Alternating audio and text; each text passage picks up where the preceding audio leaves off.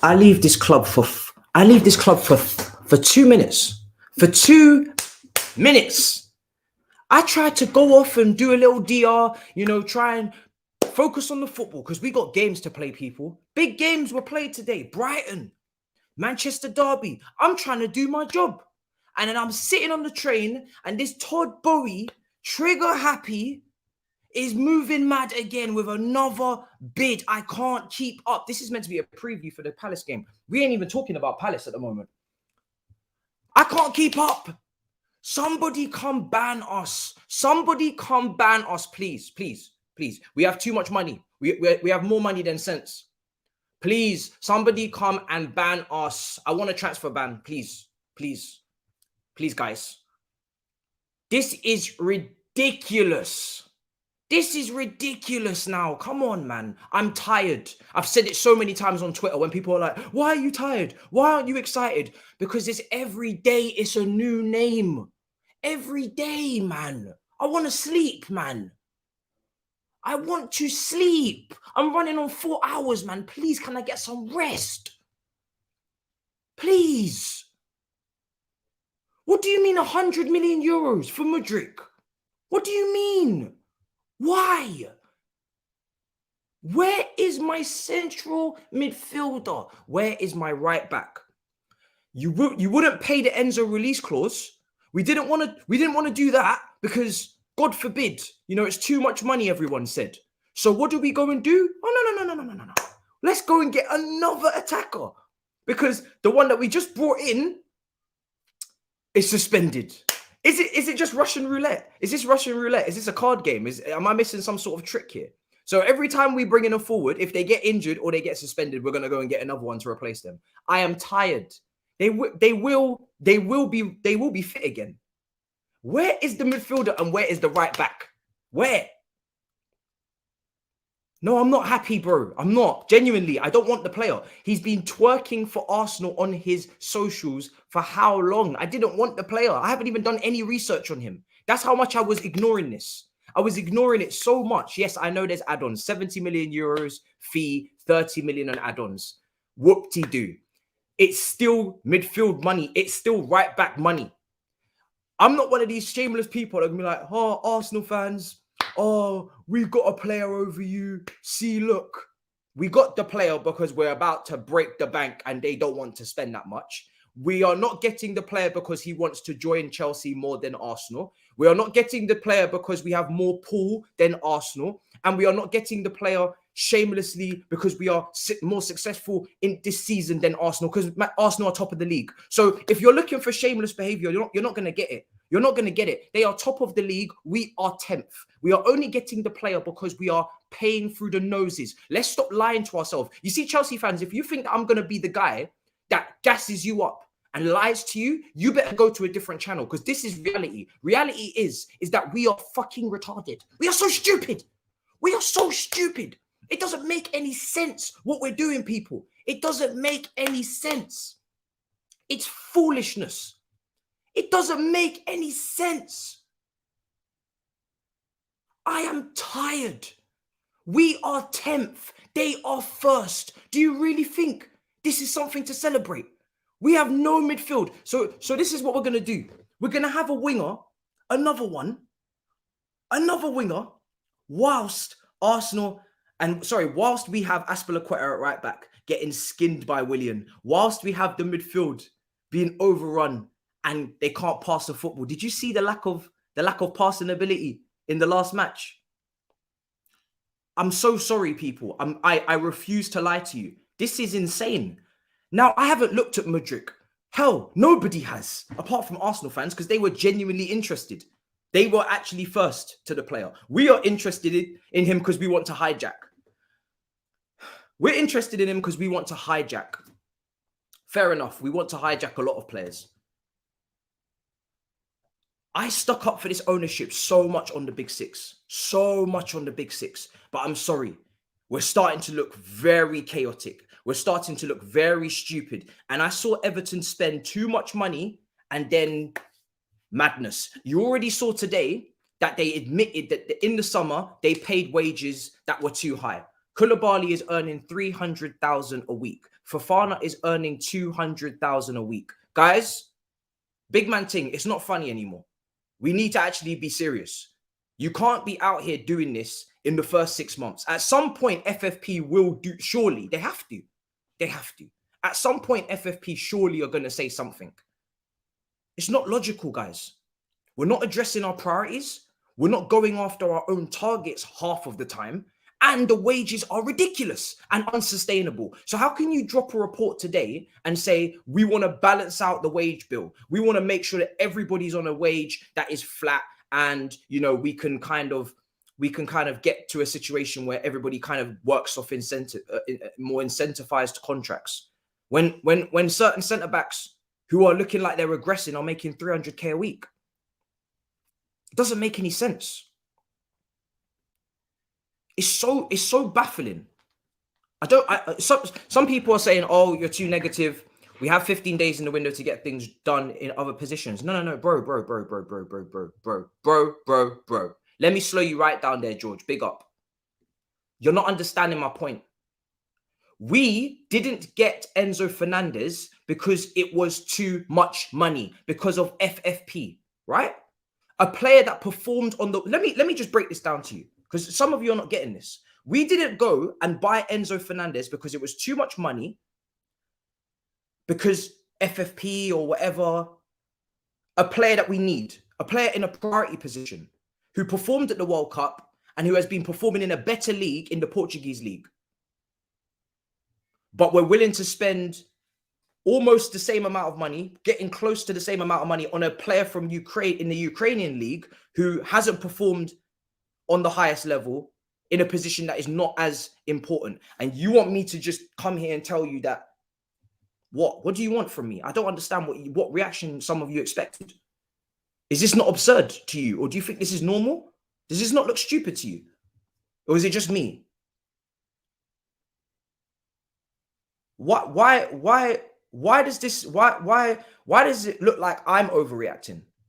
Do you guys think it's normal for us to go and buy a 100 million euro winger after just getting a winger on loan, and we still have no midfielder and no right back? I think some of you are lost in the whole trolling Arsenal thing. You need to come back to reality and think about what are we doing for our football club? Is it actually what happened to the guy that everybody was talking about yesterday? What about the PSV winger? What about him? I thought we was going after the PSV winger, the guy from the right. Remember him, left foot? Remember that guy? Or have we forgotten about him? What about Thuram? Are we getting Thuram as well?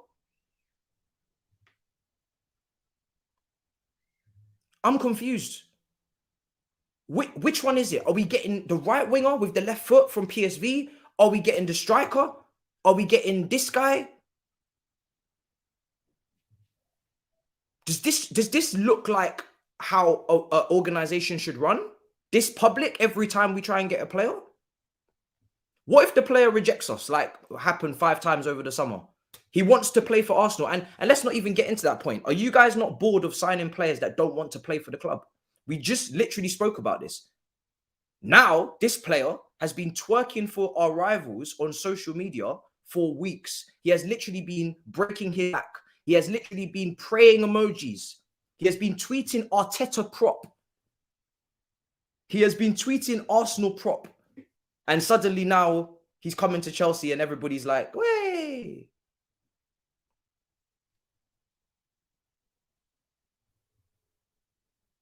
I'm lost for words, genuinely. Lost. I'm confused. All I want is to know, yeah, we got money. But when we don't have money, what now? You know, we can't keep doing this forever, right? You know, we can't just keep spending 100 million on this player, flop, 100 million on this player, flop, 100 million. You know, the stadium's small, right? The revenue is not as big as the Emirates or Old Trafford. You know, the stadium's small. You know that this season we're not qualifying for the Champions League, right? You know that we're going to be out of Europe. We're potentially going to be 10th. We're potentially going to be out of European competition. You know, the Conference League doesn't pay you like the Champions League. Does anybody care about this kind of stuff? Or are we just going to deal with that later? We dealing with that later. We just gonna pretend like we qualifying for Champions League. We ain't gonna get the, yeah. We just leave that. We just leaving that. Okay, cool. All right, let's live in delusion. Let's do it. Let's do it. Let's just live in delusion. We're building for the future. Yes, we're building for the future. So let's just sign every single under 23 player and be happy about it. Yesterday's player, the one that everybody's forgotten about from PSV, has the injury record of Van Ginkel. He has the same kind of injury record as Van Ginkel. Muscular injuries, galore, muscular injuries. But everybody was excited about that as well because we're building for the future. Building for the future is one thing. Actually doing it properly is another. You can't just buy all of these youngsters and just expect all of them to work out. That's not how it works, people.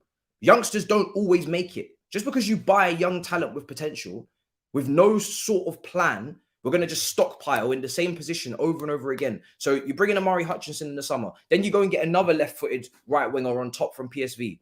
And then you get another one on, like, you just stockpile with no actual idea of how it's coming together whilst neglecting key positions. It just doesn't make sense. If it made sense to me, I would explain it. But this is just, it just looks stupid. It just looks stupid. And maybe because we spend a lot of money, people will be jealous. But Man United spent a lot of money under the last regime. They spent $1 billion. They spent the same amount of money as Manchester City. And they didn't win a Premier League title. They didn't win anything for the last 6 years.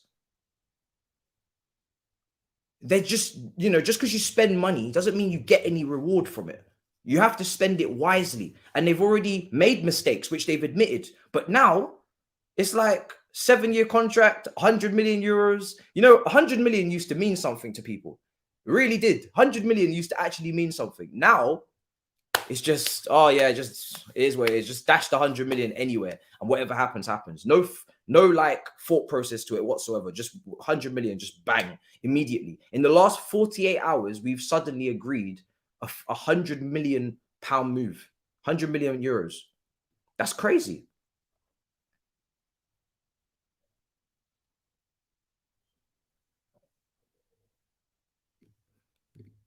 So this comment, what about the midfield? What about right back? Do we have enough money to buy these positions, Thomas? Or do we not care about the priorities anymore? What about the right back? What about the midfield?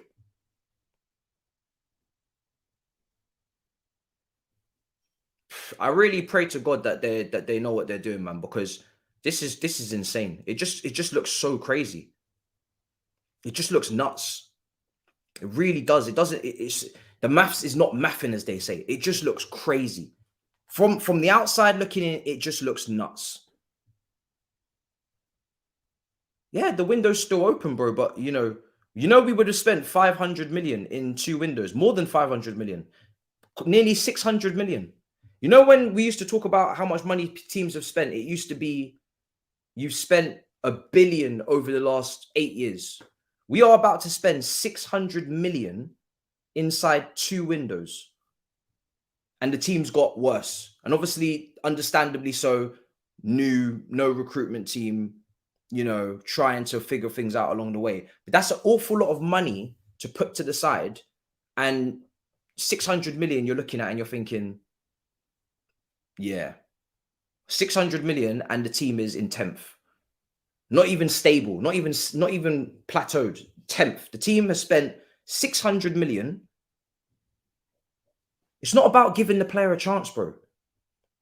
And again, this is another silly comment because you'll be the first one to complain if you support the club that, oh, why are we in financial ruin? Why are we the next big club to have spent crazy amount of money and end up in some crazy situation where players are overpaid and we can't afford this, we can't afford that? You'll be the first one to complain. This whole "it's not my money" thing doesn't make any sense. Doesn't make any sense. But more importantly, though, it's not about the player. You're misunderstanding. I don't know the player. half of you guys don't really know the player. Let's be real. No one's watching the Ukrainian league. So there's no point having this back and forth about convincing the talent and who's better. And no, because nobody's watching the Ukrainian league. So let's just keep it $100 right there. Let's just cut out the nonsense. No one's watching the Ukrainian league. So no one's going to tell me Mudryk is this and Mudryk is that. Maybe you have hope that he's going to be great. Let's see. I'm not even saying that the talent is not a good player. I don't know the player. All I'm saying is it's another 100 million and no priorities have been addressed. So when we're still conceding goals and getting dunked on defensively at right back and all the, this Mudryk guy is not going to help that. When we're still in the midfield missing clear passes through to João Felix against Fulham, what now? When we're still caught in transition and in the half spaces in defensive midfield, we can't match them, and Jorginho is getting bodied left, right, center. What now? So for me, it's just. I would love it to be a priority. It would be great. It would be great if we could have spent that money on a position that you can say, look at Casemiro at Manchester United. Look at how much that's transformed the team. Not everything is made equal. Some positions right now in this team are more important than others. Sterling is not a bum. João Felix looks really promising. Pulisic will be back. Not a bum. Definitely has deficiencies. But my point is that I would rather see the midfield finally addressed at last. At last. How many years has it been? It's been since 2018, 19, since we bought a midfielder. Kovacic on loan, bought him. It's been so many years. All I want is a midfielder. And you guys know that. You guys know I want a midfielder. I've said it about 1,000 times. I'm not gassed for these attacking signings. I'm not on it. I just want a midfielder and a right back. That's all I want. Because these are the two biggest weaknesses in the team. For me, it's just insane. I just don't understand it. It's just so crazy. So crazy. Can't keep up. I don't know what happens to the other attacking targets if we're still going to go for those. I'm so confused. And what's his best position? Is it left wing? His best position is left wing. Because I thought we was going for a right winger. What's Mudryk's best position, guys? Is it left wing or right wing? Because I'm pretty sure it's left wing, isn't it? Felix obviously comes in off the left as well.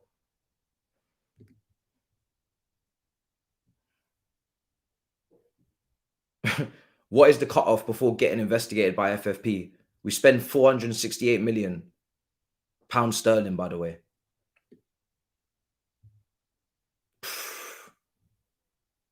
If they're both playing left wing and that's both their best position, I thought we was trying to get a right winger because Ziyech was meant to be leaving.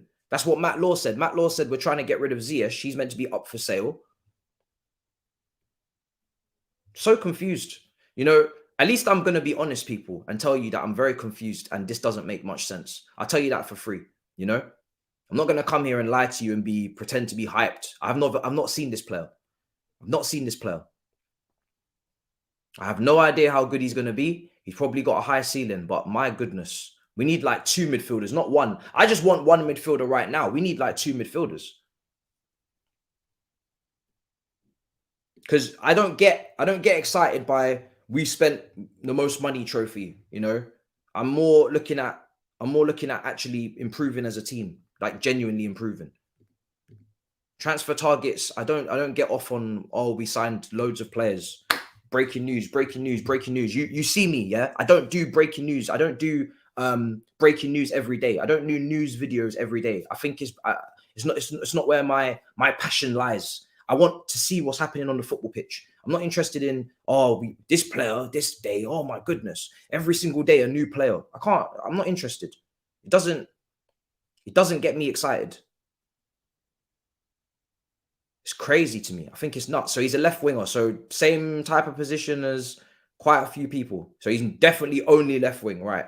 So we still have to get a right winger because we don't have any real right wingers in the team. We actually need a right winger more than a left winger. Unless the only right winger we really have is Sterling. We don't have a left-footed right winger because obviously we're not going to keep Ziyech. Yeah, it's just crazy. Says he's good, but he's never worth 100 million. Oh, well, we're 100% overpaying. Everybody can say that for 100% we're overpaying. Bowie still can't get over the Rafinha deal. We're definitely overpaying for this player. We overpaid, obviously, for Cucurella because of the Colwell thing. He had a great game today against Liverpool. We overpaid for a lot of or overpaid wages-wise or transfer fee-wise. We will get a midfielder and a right-back. But what quality will we get? Because I'm not really trying to cheap out on the priority and spend a truckload on the non-priority. So it's all well and good getting a midfielder. You can get a midfielder. You can get a Saúl Ñíguez, or you can get a proper midfielder who's actually going to change things. You can get a cheap right back, probably can actually cheap out in that position because it's competition for Reece James, but you still need to get a quality player. I just think it's a bit absurd, people, and I just don't understand what's going on. I just think it's nuts, and I think anybody who doesn't think it's a bit crazy, I'm looking at you sideways. I'm like, really? You think this is normal? 48 hours, Mudryk, 100 million euros, done. And we're just meant to just be like, oh, great. It doesn't resonate with you that might be a bit strange behavior. Just a little bit odd. I think it's odd. I think it's very odd. Considering you were tracking a right winger yesterday, because Ziyech is meant to be not part of the plans, but yet today we're signing a left winger. Thought we were getting a right winger. They're not the same thing. The whole right side is depleted. It's just crazy. I think it's nuts. Let's go through the rest of the comments. Hopefully he becomes a great player. Don't get me wrong. I would be excited if we actually had our priorities in order. If we had signed the players we need to sign, I would be cool. You know, I still think it's too much money, but I would be like, okay, cool. At least we're, you know, cherry on top of the cake kind of stuff. But if what we don't have the priorities. So I'm getting a bit worried that we're not going to get the priorities. And then we're going to have a very imbalanced team this season.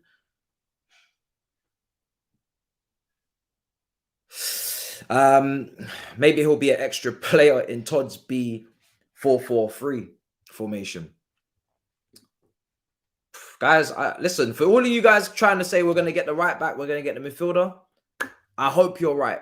I really will that day be very happy. Trust me, I'll be very happy that day because that's the players I would like to get. I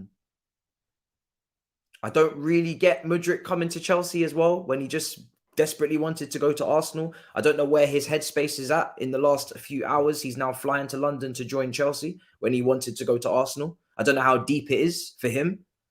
So that's a bit strange. And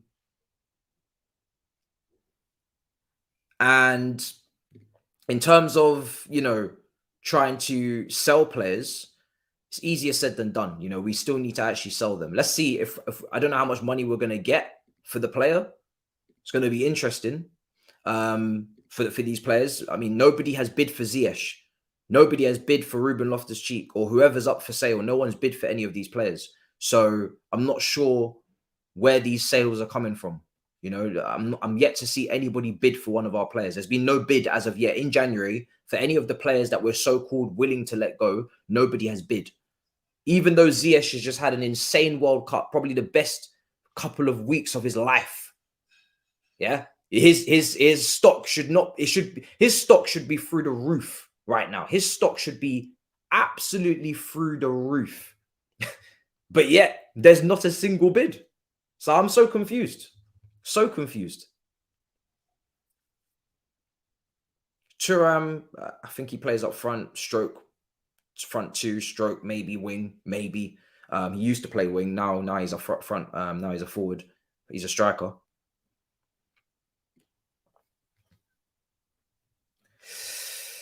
Is this let's see. Who's your goal scorer? Bro, listen. This team leaks goals. This team can't control games. This team can't score goals. So when you say, oh, who's your goal scorer? First of all, Mudryk is not a striker. And second of all, scoring goals is not just about having forwards who can shoot. It's about having chance creators in the midfield. It's about having team balance so you can actually afford to commit numbers forward in attack. And you don't have to commit 2-3 players. You can commit 4-5 players. So we need to be able to commit players forward. We need to have technical players on the wide positions in right back who can cross the ball, who can overlap, who can create options for wingers so they don't get doubled up on. There's more to goal scoring than just shoot, shoot, shoot. Please, let's not simplify the game too much. If you want to score goals, your team needs to be balanced. You need to have fullbacks that can attack. We don't have a right back currently because Aspie's not going to count for me anymore.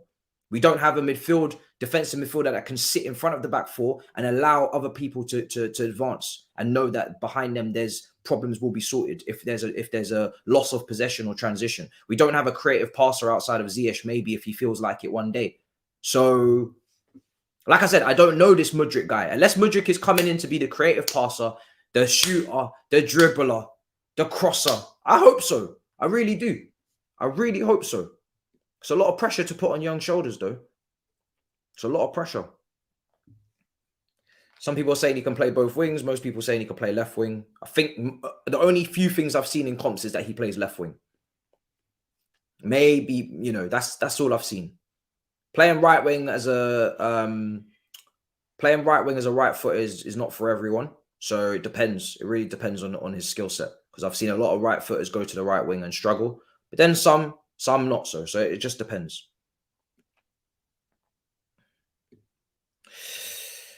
Let's see what else is being said. This is such a crazy day, man. So mad.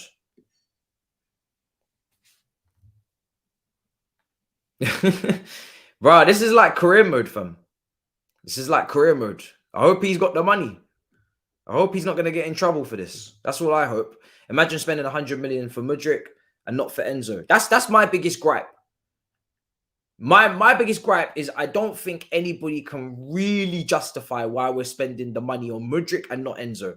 If you can tell me that that's not something to be annoyed about and you can give a reason, then I'll calm down. But for me, you have Enzo Fernandez, who's right there, who everybody says is overpriced, who we haven't seen enough of, who hasn't done it for long enough, but yet we're willing to pay for exactly the same thing.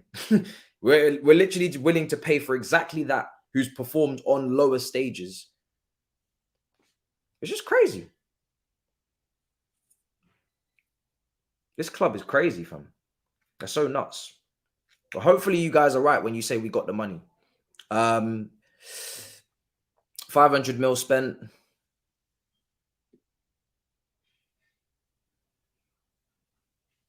Where's FFP? Some people are saying. No, billionaire's attitude, get used to it. I mean, if he can sustain this, but... Yes, Roman spending 4 billion on Chelsea over what period was that? Are you going to take into account the time period of that? How long that was stretched over? Because the way we're looking, we're going to spend 1 billion in our first year because the summer window is still coming. So we could end up spending 1 billion in the first year of ownership. So that's one quarter of Roman's spend that you're putting in the chat when he was here for how long? Nearly 20 years. So I don't think you really think that through when you type that in. It makes no sense. Some people are saying liven up. I mean, listen, we're 10th at the end of the day. So, you know, if you give a shit, you're not going to be really that buzzing with the situation that we're in. We're 10th. We're literally 10th. Nobody here is confident about a win over Palace. And it's another day that goes by where we spend money on a player that isn't actually a priority. But let's see. Let's see what happens. 500 mil spent, 10th place. So can't buy a draw and they overpay for an attacker 100 million instead of paying for it for Enzo. When they need midfielders, FFP standing by to transfer ban. I mean, I just have to pray to God that we don't get transfer banned. During Nkunku and Mudryk play the same position. They're all floaters. Mudryk, Nkunku's a floater. He can play up front as a false nine if you want him to. He can play just behind a forward as a second striker. He can come in off the left. He's another one of those players that can play multiple positions. Don't get me wrong. I mean, if we were to get Mudryk and we get Nkunku, I mean, we've already got Nkunku, we get Felix. This attack is sounding great, but I hope the rest of the team looks good as well because it's getting a bit top heavy. Let's see. This is insane, fam.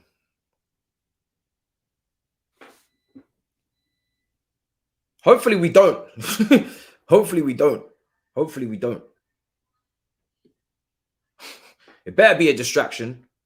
But when Fabrizio is saying that man's flying out to London, I'm starting to think, hey, that's looking a bit mad. I'm not going to lie. That's where I start getting a bit nervous now. Up until this point, I have not covered any Mudryk news because I just didn't think it was, I didn't think it was serious. I'm not going to lie. This whole time, these Mudryk links, I haven't taken them seriously at all. This is the first day that I'm taking it seriously. Every other day I've seen Mudryk's name in Chelsea, I've been like, nah, it doesn't make sense.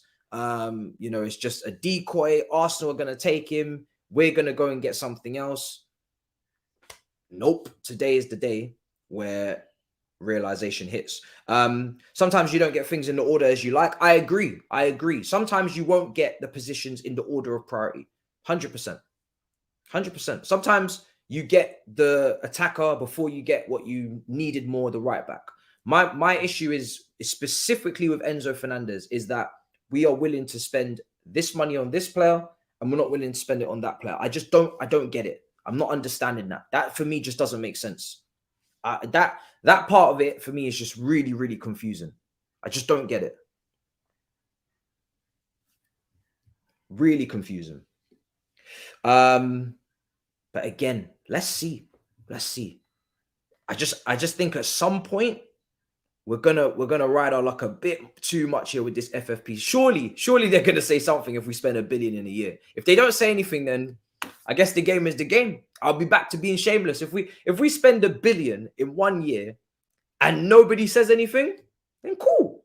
I mean, we better win the league. Do you know what I mean? Because it's very difficult to defend against rivals when you spent £1 billion in 1 season, in 1 year, and you still ain't picking up titles. But I think anybody who rates Enzo Fernandez like I do is just really confused. So let's put this together, right? Enzo Fernandez wanted to join Chelsea Football Club. Enzo Fernandez has proven himself at the World Cup. Enzo Fernandez has proven himself in a Portuguese league that is higher than the Ukrainian league. Enzo Fernandez is of higher priority in terms of his skill set and where he plays as the position. And like I said, Enzo Fernandez wants to join us. But yet we go for a player who didn't want to join us. I just don't get it. Am I wrong for not getting this? If I'm wrong, put it in the chat.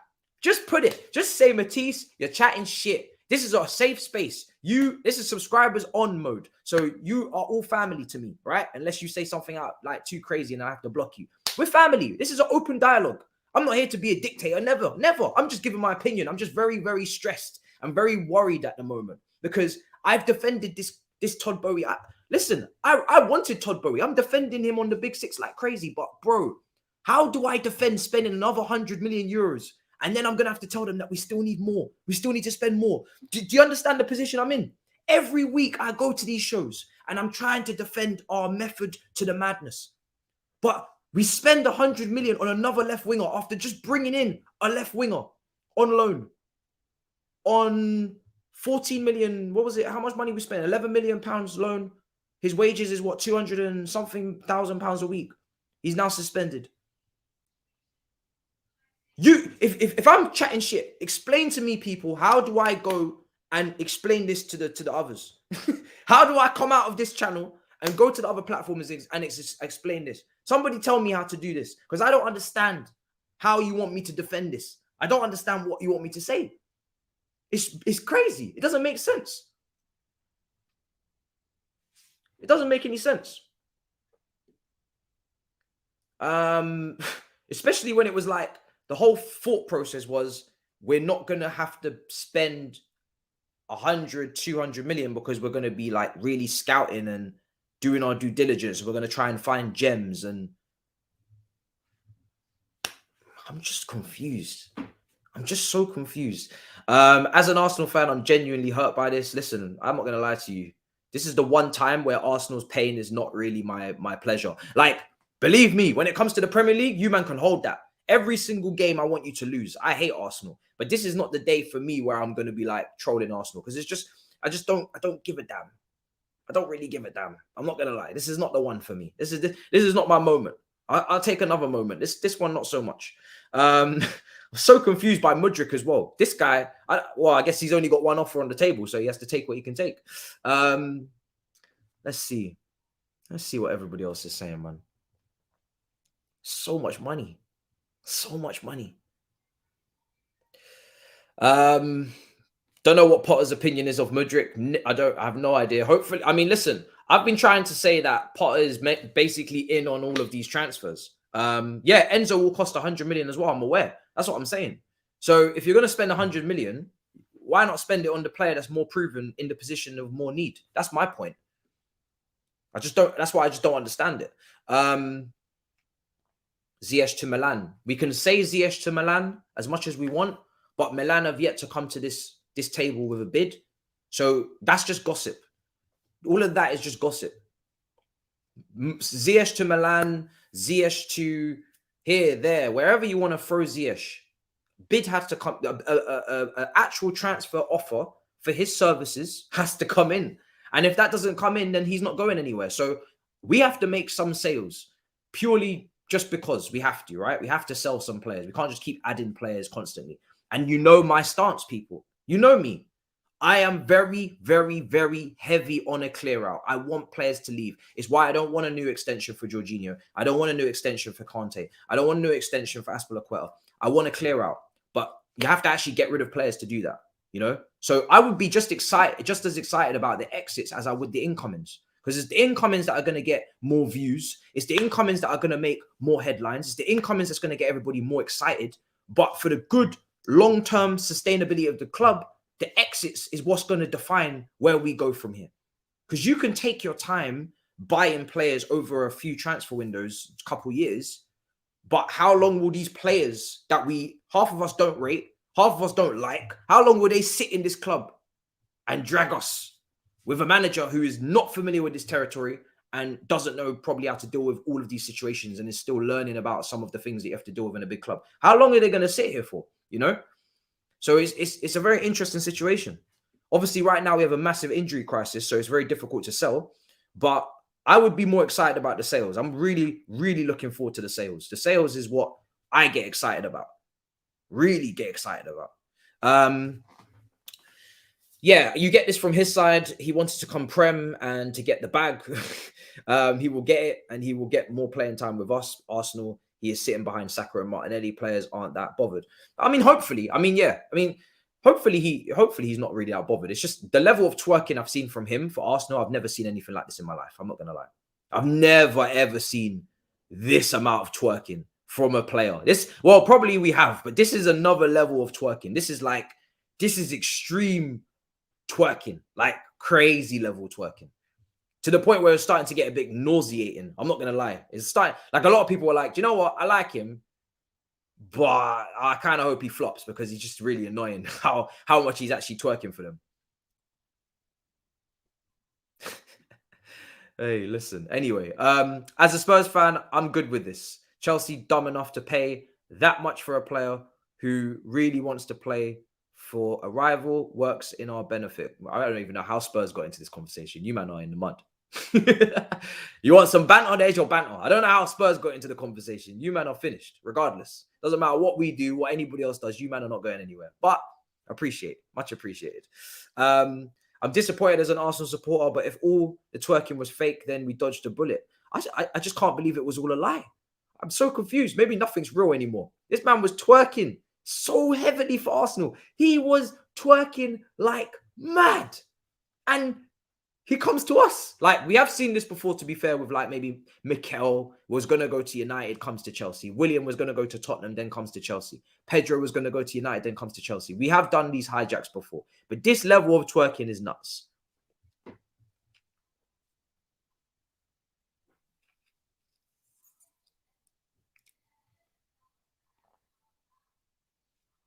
do you know, sometimes people really tire me.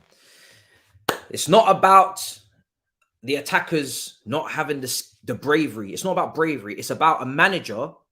Listen to me, please. Please listen. I want you to listen to this closely and carefully. This is not about attackers. I do not make excuses for attackers not playing the pass. I did not say Mason Mount and Kai Havertz did not play that pass to João Felix because we don't have a DM. That for me is ludicrous. They didn't play the pass because they either didn't see it or they don't have the ability to do it, or both.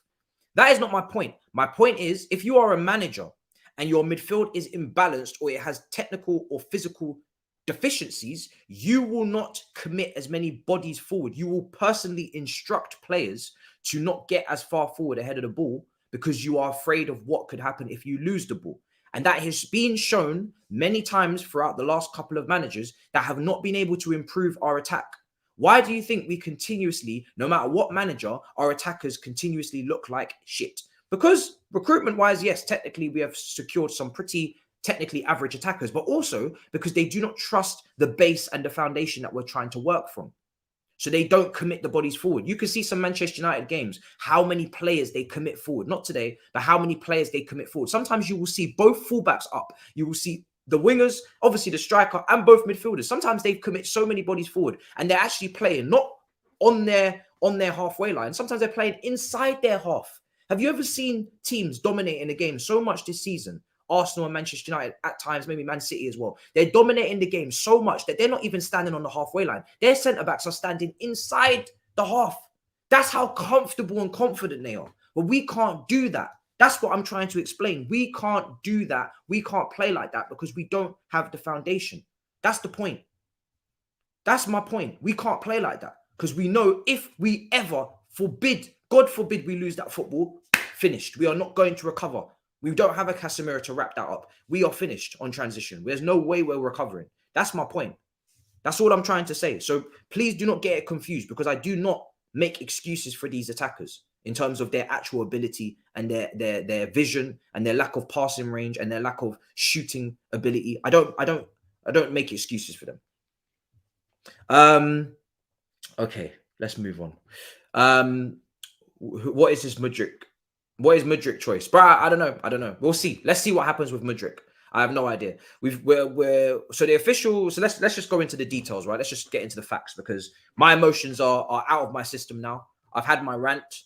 Better that I have it with you guys so you can see how I truly feel. I could have recorded a video, you know. I could have done a video, recorded it like 3, 4, 5 times, and I could have pressed the button like 3, 4, 5 times and composed myself and said, no, I need to deliver this. No. I just give you the raw reaction right now because I'm tired. I don't have time to make a video. So I was like, let me just give you what I'm really thinking. That's what I'm really thinking. So at least you know what I'm really thinking. And if you can help me feel better, lay it on in the comments. Please help me feel better. Maybe I'm overreacting. Maybe I'm being too dramatic. Maybe I am. Maybe tomorrow I'm going to upload a video and say, do you know what? I've calmed down now. I completely understand why we spent 100 million for Mudryk. Maybe. But right now, this is how I'm feeling. So I'm giving it to you on that. So let's see this structure of this deal, right? So this has just been confirmed. Shakhtar official statement now confirmed, exclusive news. Shakhtar president has come out and said that they've agreed and discussed a transfer for Mudryk today. Parties are very close to agree on players' transfer to the club. So that doesn't sound like it's fake anymore. It doesn't sound like a briefing. Doesn't sound like a chess game anymore. That seems pretty real. As long as it, you know, I'm not seeing madness at the moment. Because at the moment, what is real? Mudryk is now flying to London. His future enters into key stages as Chelsea have offered contract valid until 2030. Chelsea hope to get it done this weekend. Arsenal keep their position. Bid made to Mudryk won't change. So Arsenal look like they're not going to match us at the moment. This is 100 million euros, 70 million euros up front, I believe, 30 million in installments. It's euros, so that's obviously like 8. It's basically Anthony money. This is Anthony money. So 50 something million pounds up front, and then 20 something million pounds add-ons. Okay, so let's see what else is being said here. Okay, that's all good. That's fine. It's basically that's all that's been reported. Crazy. All right, cool. So that's that. Most of the rivals are thinking, what the hell is wrong with you lot? So I don't know what that accounts for. He agreed 40k wage with us, wondering how much you guys offered him. Probably like 300k. We probably gave him like 300k. Anything to piss off the Arsenal fam. We probably, you know what? I think in the title a couple of weeks ago, I said Todd Bowie is trolling Arsenal. I just left it there. I thought that's as most as I wanted to say on Mudryk, to be honest. I was like, nah, I'm not going to say any more. I think that's as much as I need to say. This is not going to go anywhere from here. Maybe we go for cheap alternatives in midfield. Maybe, but I don't feel like we should be cheaping out in midfield. Do you see what I'm saying? I feel like midfield is the play. Like, if you're going to splash, midfield is the position where I would personally like go for it and get established, proven players that are like ready to go and you are completely 100% certain on, or have high potential and are chased by some of the top clubs in Europe. Because midfield is for me where the biggest amount of surgery needs to be done. You know, that's the position where we've neglected for years. That's the position that's currently costing Liverpool. That's the position that Manchester United fixed this season, and look at they've reaped the rewards. You know, when you look at attacks, Man United's attack is not really that impressive. Outside of Rashford, the rest of it is still taking quite a while to get to grips with the Premier League. Martial's injury prone as hell, and Anthony's been pretty inconsistent and is looking not that great at the moment in the last couple of games. But they're still able to get results because they have addressed the most important position in the team, which is the center of midfield. So, you know, they've sorted out their foundation and they're going from there. And I always thought in football, you kind of start from the back, work your way up and try and fix the foundation. Give yourself something to build on. Build up play, chance creation, defending, you know, just being competent, staying in games and making sure that you've built that. And then if this team was to create a load of chances and to miss a load, well, then we'd know all we need is a striker. But this team has not been able to create chances consistently for how many years? And obviously this is another winger who can dribble and can go past people. So he'll create on that side of things. But we do already have wingers that can dribble. I know a lot of people don't think that anymore because they're not in good form. But we already have wingers that are meant to be able to take players on and go past players. Sterling, Pulisic, probably thinking, oh, these players are washed. Maybe they are now.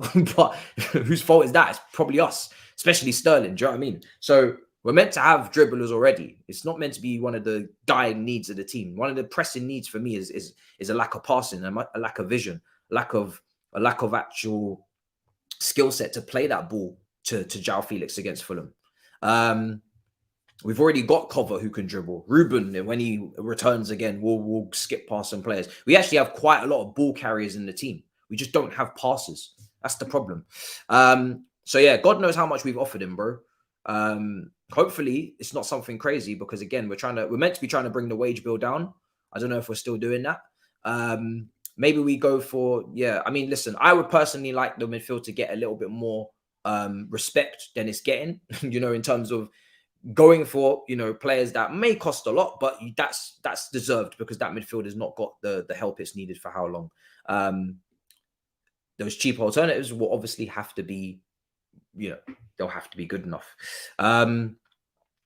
Chelsea are not owned by this Todd guy and co. They are actually owned by Saudis. Research, Clear Lake Capital. Yeah, I already know that as well. Saudis and Todd came in for Chelsea with a bid in 2018, but Roman did not want to sell. Yeah, they're saying Newcastle. There's some sort of link with Newcastle. Yeah. Like I said, I'm Russian and I'd rather spend 100 mil on, KK from Napoli. We spoke about him as well yesterday on the watch along. Then Mudryk, and I see KK growing up before my eyes. And yesterday he was insane. Yeah. He was brilliant, I must say. He was absolutely fantastic. Napoli's winger, number 77. What a footballer. What a player. Really, really good. Really good performance yesterday, I have to say. We are spending like we're Super League is coming. Well, if that happens, listen, I don't think Super League's coming, man. I hope not anyway. I would hate that. This is just jokes. Fair enough. I mean,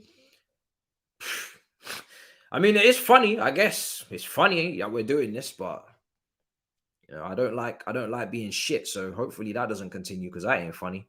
Because I have to watch these matches. We all have to watch these matches. So this might be funny, but in isolation, but in terms of where we are in the table, it's not funny. It's really, really not funny. And it only makes it worse when I see Man United and Arsenal battling it out now near the top. And we're just out here giggling over our our crazy, crazy transfer ideas.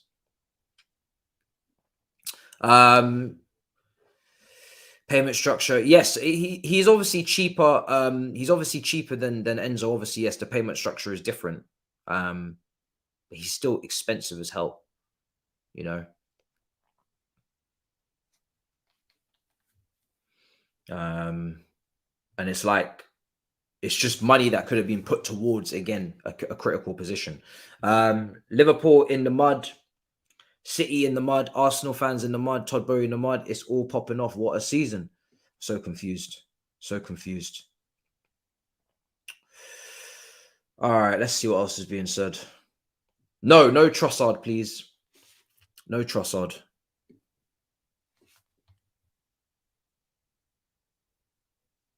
No, Enzo is definitely not done. It's not done. I can assure you that. Let's see what else is being said. Just Arsenal activating the release clause in the summer and get Enzo, by the way. Chelsea are doomed in the long term. Too many failed signings. You know what it is? We've spent a lot of money on a lot of players that haven't worked out. So obviously now we got a new recruitment team, and I'm a lot more confident that they're going to actually get signings right, because we didn't even have a recruitment team before. We just had Marina. But we've spent a lot of money on a lot of players in recent years, and they have flopped hard. Kepa, 70-something million, not even good enough to be consistently our first-choice goalkeeper. Lukaku, 100 million, on loan at Inter Milan. Havertz, 75 million, not playing well enough at all, has not lived up anywhere near to the billing. We could keep going. Do you know what I mean? So this price point in general scares the shit out of me. So if you're not 100% Mudryk, like fanatic, and you're not 100% sure on the level of the player, surely just the price tag has to worry you that, okay, that's another 100 million euro player that's coming in with that price tag, with that pressure, that has to perform. It's another one. You know, I'd actually prefer the cheaper signings right now, purely because it doesn't have the same pressure and expectation. And then if they perform, then great. If they don't perform, then it's not the biggest disaster in the world, because you can probably get that money back, and you haven't blown your whole budget on that player. Yeah, Juventus, my brother, complaining because EPL spend crazy. All right, bro. I think we are definitely now, you know, I think we are definitely taking it to the next level, I would say, you know, in terms of spending, for sure. I mean, obviously everybody has spent crazy. 100 millions have been dropped for Grealish, for Anthony, etc. But we have definitely, in the last two windows, have definitely spent more than anyone's ever spent before. You know, we were the record spenders in history last transfer window. Nobody has ever spent as much money as we spent last summer in the Premier League. And in January, we look like we might be the breaking that record as well. So all I'm saying is that if you're going to spend that type of money, then the results are going to have to be showing. You know, I know it's a long-term project and everything, but we don't want to get ourselves into a situation in a couple of years' time where this 100 million player didn't work, that 100 million player didn't work, and now we're loaning them out and we're asking for 25 million, because that is effectively what we've been doing for the last couple of years. We're literally at a situation where we bought Lukaku for 100 million pounds, and then we're going to let him go for free in the summer, because that's how badly we don't want him, is we're going to let him go for free. And everybody, when we signed him, including myself, most people were just as gassed for him. Obviously, this is not the same because the player's younger and there's market value, but the heebie-jeebies are still existing. Can't wait for Mudryk's Emirates visit in April. Oh, Lord Jesus. Just make sure you come off the top of the table, man. Them swap deals don't work. I would love to be doing career mode where we could just say we're going to swap Pulisic for this or Ziyech for this, but them swap deals ain't working, man. We've tried to do them swap deals so many times. They're not working, unfortunately. I wish I could sit here and tell you that those swap deals are working and that we can just swap players out like FIFA and get rid of them, but football don't work like that. It's not American sports. I think he's starting to find that out as well. I think his plan initially, right, was to just swap so many players in and out and just change up the whole team, and half of it be swaps. Because if you do a swap deal, you're bringing in a player that you supposedly rate and you're getting rid of a player. It's literally a 2-for-1. It couldn't be better. If you can get it right, then it's a great situation to be in, because you've just killed two birds with one stone. But that doesn't happen. There's very few swaps that actually take place in football. And most of them are dodgy as hell. Pjanic, Arthur, you know, Sanchez and Mkhitaryan, that didn't even work out for anyone. Like, they're just very rare. They're very rare. They don't happen very often. Benfica won 120 million in one installment. That would break FFP for us. So, cool. Okay, fine. So, this is my point. This is where I'm going to circle it all back. Because you're probably thinking, this guy's so stupid. Enzo Fernandez is 120 million and Mudryk is 57 or 60. So there's a clear gap. So if that's the case, which it is, then we're going to go back to my first point. How are we going to get a central midfielder and a right back if FFP cutoff point is 120 and we're spending half of that plus add-ons on Mudryk? So we've only got half of it left on two positions that are of great need. Do you see the problem now? So Caicedo is going to cost minimum 70 million, I think. 65, 70 million. So that's not happening. Kone is reportedly not really moving until the summer from Mönchengladbach. We've already gone through Enzo. Who else is there? We can go through the old normal names that we ain't getting. Rice, Bellingham, all this nonsense. Forget that nonsense. So if 120 million is the FFP cutoff point, how are we going to get the two positions that a lot of you have just said we're definitely going to get when we are now halfway through that cutoff? It's going to have to be some incredible recruitment. But again, my point would be is that the midfield and the right back is more important than another left winger on the books. So I would rather spend more money on those positions than the left winger. If they do great scouting and they find the left winger, and if they find the midfielder for 40 million pounds in this market, I'm very interested to see what quality midfielder they get for 40 million pounds. That's going to have to be some incredible scouting, because in this day and age, every single top midfielder that you're looking at is starting to get to that 80, 75, 70 million price tag minimum. You know, McAllister will probably cost 65, 70 million. Caicedo, 21 years old, he's definitely costing 70 million. He's 21. Enzo, 100. Tchouameni, 100. Like, we all know inflation, right? And we all know that the prices are going up. So how are we going to afford the midfielder? How are we going to afford the midfielder? It just doesn't make sense. So this is why I don't believe when you guys are saying that, yeah, we're definitely going to get the central midfielder on the right back. Something we're not getting. Something we're probably not getting because of the amount of money we're spending. Surely something we're not getting. Or at least we're not getting the quality that we need. Because remember, these positions that I'm talking about, they need to be starters. The midfield is shit.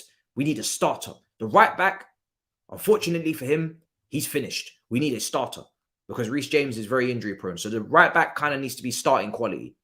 So this is my point. You know, we can't just be getting, you know, players that are, you know, maybe they can do it, maybe they can't. We actually need starters. Just see Arsenal activating the release clause in the summer and get Enzo, by the way. Yeah, we already read that one out. Yeah, I think I've just ended up way up the chat for no reason. Guys, I'm just concerned. I just find this a bit excessive. If you don't think it's excessive, then I'm happy for you, because that means you're having a stress-free day. But when I flicked my phone through when I saw this, I wasn't excited. I was a little bit like, that looks a bit excessive. We're overpaying. There's a lot of forwards out there that we reportedly want as well. So it's not like we don't have alternatives. It just seems very excessive. You know, hopefully though, when he comes, he's going to be an exciting player to watch. I'm sure he will. It's got nothing to do with the player personally, apart from the fact that he was twerking for Arsenal. It's more to do with priorities, amount of money, and yeah, I mean, listen, I don't know FFP like the back of my hand, but at some point you would assume that they're going to be looking at us. Yeah, we still got Nkuku in the summer as well. So Nkuku's coming, exactly. 62 million base fee guaranteed, rest only if targets reached. Champions League, Premier League win, top goal scorer, good deal in my opinion. So how comes Arsenal couldn't get a deal like that done? Either they're awful negotiators, or, I mean, is that confirmed? I'm not going to confirm that until I see it from one of the big ITKs. But why could Arsenal not get that deal done? Doesn't make any sense. I'm worried about FFP. We need midfielders. We do, man. I really want a midfielder, bro. Like, genuinely really want a midfielder. All right, let's see. There's no Champions League next season. I mean, yeah, listen, I get the whole bringing the quality players. before we don't qualify for Champions League. I just hope that they're planning their spend for the no Champions League, right? Because I think there's a new rule coming in very soon, and the lack of revenue we're going to get from Champions League will affect us. It's affecting Man United if they don't make it. So, but that's a whole different club and whatnot. But for me, I'm looking at it and I'm thinking, yeah, let's see.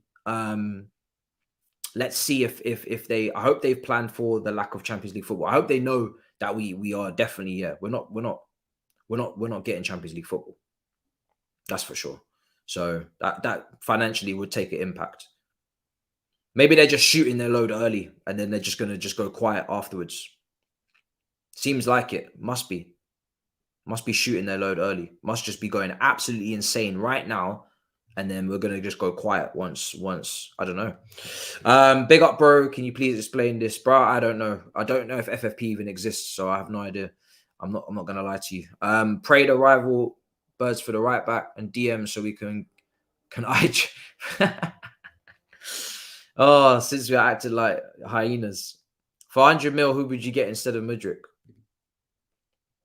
I'm not really interested in attackers right now because every single attacker that comes in here gets absolutely destroyed due to so many other reasons. So I've kind of been not on the attacker thing at the moment.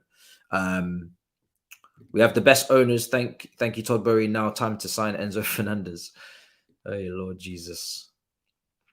We can only hope. We can only hope, people. Let's see what else is being said. For 100 million, who would you rather get instead of Mudryk? I'd rather get a midfielder and a right back. You know, I'm not really on the whole we have to spend loads of money right now because remember, the whole recruitment team is not even fully finished. There's still other people coming in. Is Joe Shields not still on gardening leave? I think. There's still more people to come in.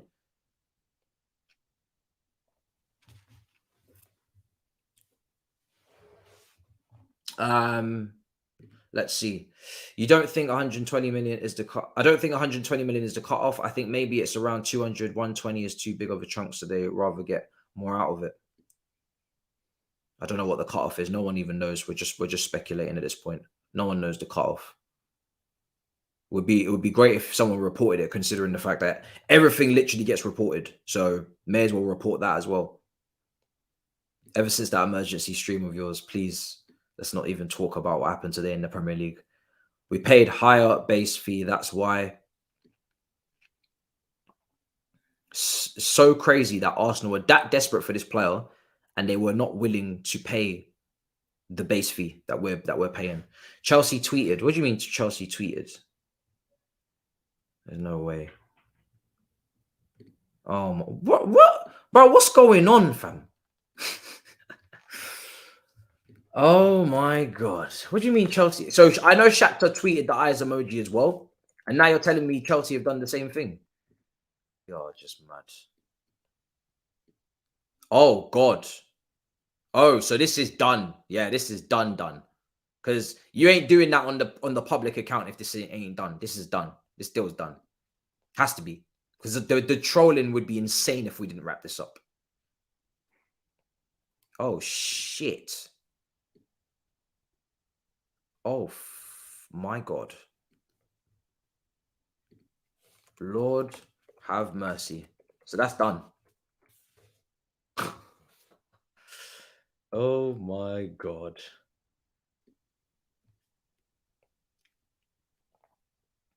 How have we done a deal that fast?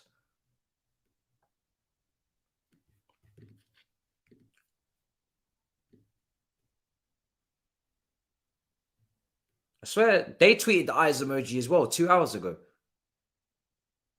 Brother, this football thing is not really real, is it? It's some silly thing. It's not really making sense. We're in we're in an alternate universe. This shit ain't real. This shit ain't real, people. This is a facade. This is actually a facade. This is not real. This is not real. Mercy on my Lord. This is not real.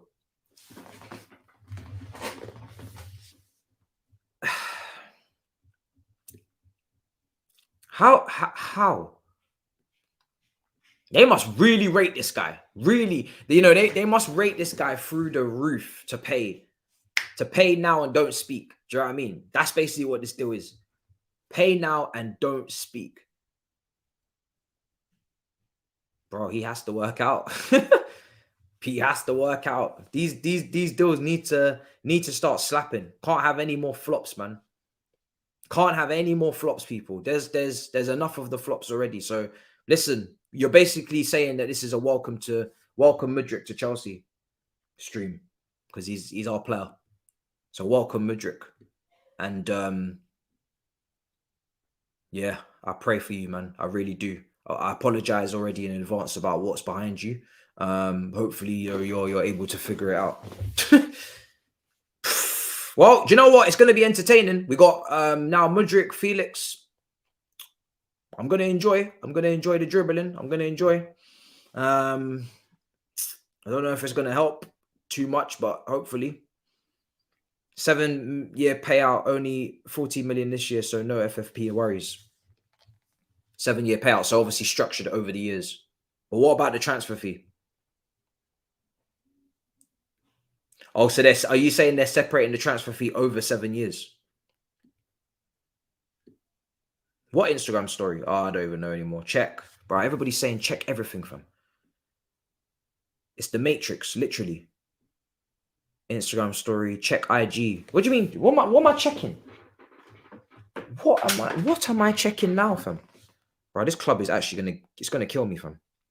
Genuinely, this club is gonna kill me. Oh my god, yeah. I've got some, yeah. Oh my god.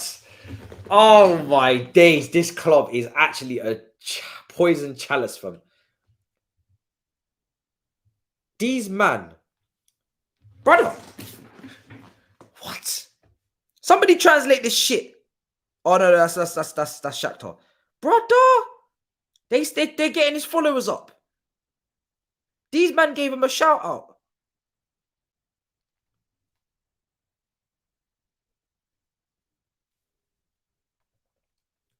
New TV deal with Apple TV. Big money coming into this league. Big money Brother. What the flying...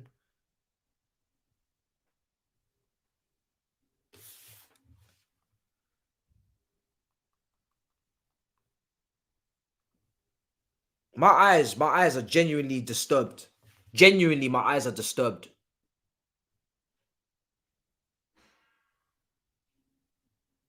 This club is stressful, you know.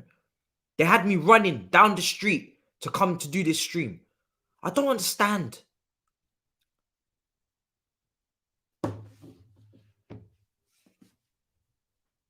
These men are trying to get him his followers. They're like, yo, shout out Mudryk. You better follow him up. He's joining. What's going on with the media team? This admin is moving mad. I really pray to God he doesn't flop. I really don't. Brother, I wish the best for Mudryk. I'm about to become your biggest fan. I don't know who you are like that, but I'm about to become your biggest fan because I can't afford for you to flop, brother. We can't afford for you to flop. Even though you wanted to join Arsenal. And I still don't understand how that makes any sense. But hey. This is madness. So he's going to play left wing. So where's Felix playing? Do you know what? Let's not even bother think about that right now. Bro, this still don't make no damn sense. I'm still confused. This is basically like reality TV. Facts. This is basically like some sort of Matrix that we're in. This is some soap opera. This is more dramatic than EastEnders on Christmas. It just doesn't make any sense. We are genuinely playing FIFA career mode. There's certain things that we're doing that you can only do on FIFA career mode. This is a FIFA career mode situation. Literally, this is FIFA career mode. This is all FIFA career mode.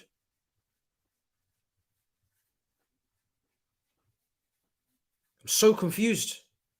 Lukaku too. Well, that's just impossible because The kid hasn't even touched the football, and I'm already certain he's got more technical ability than Lukaku. We're still putting Kai up top in our favorite teams. After all this money spent, Kai is still the striker. Lord Jesus. Lord Jesus.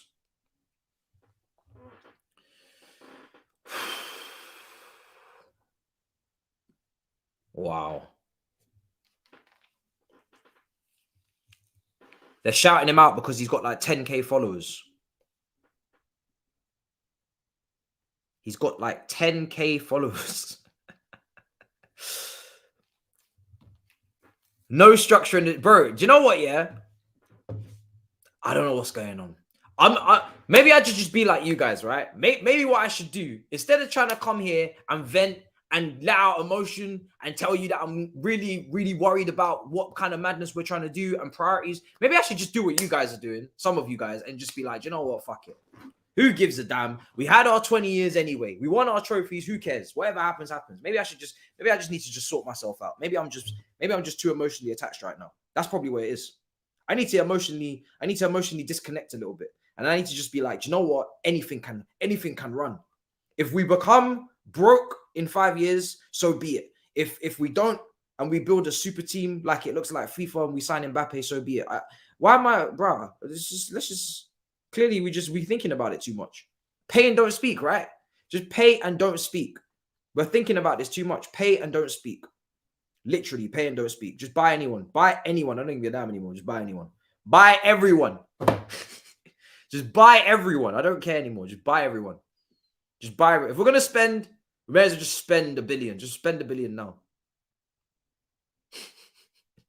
Just spend $1 billion, man. Just buy everyone. Quick. Just buy everyone. Everyone and everything. Buy clubs. Buy Brighton. Buy Brighton. Buy everything. You buy everything. Buy Brighton and force them to drop points against us in the next fixture. Just buy everything. You can afford Brighton. Buy them. Holy shit, he just posted Eden clip dunking on... No, stop it. You're lying. Stop lying, bro. Stop lying. Listen, Mudryk, it's going to take a lot more than that, mate, for you to win my heart, yeah? Don't try to now... Just chill. The best thing Mudryk needs to do so he doesn't look like a flip-flop is just chill a little bit. Do you know what I mean? Just chill. Man's been doing way too much with the posting. Just please. No one wants to hear all that. No one wants to hear all of that. Please. Let's just stop that right now. Brother.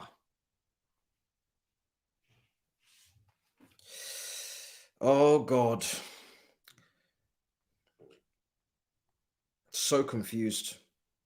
So I am now following Mudryk on Instagram, just like everybody else is, because, you know, he's our new player out of nowhere. Wasn't even talking about this guy yesterday. Yes, actually earlier today, I put out a video earlier today and it had nothing to do with Mudryk. We were talking about the other guys.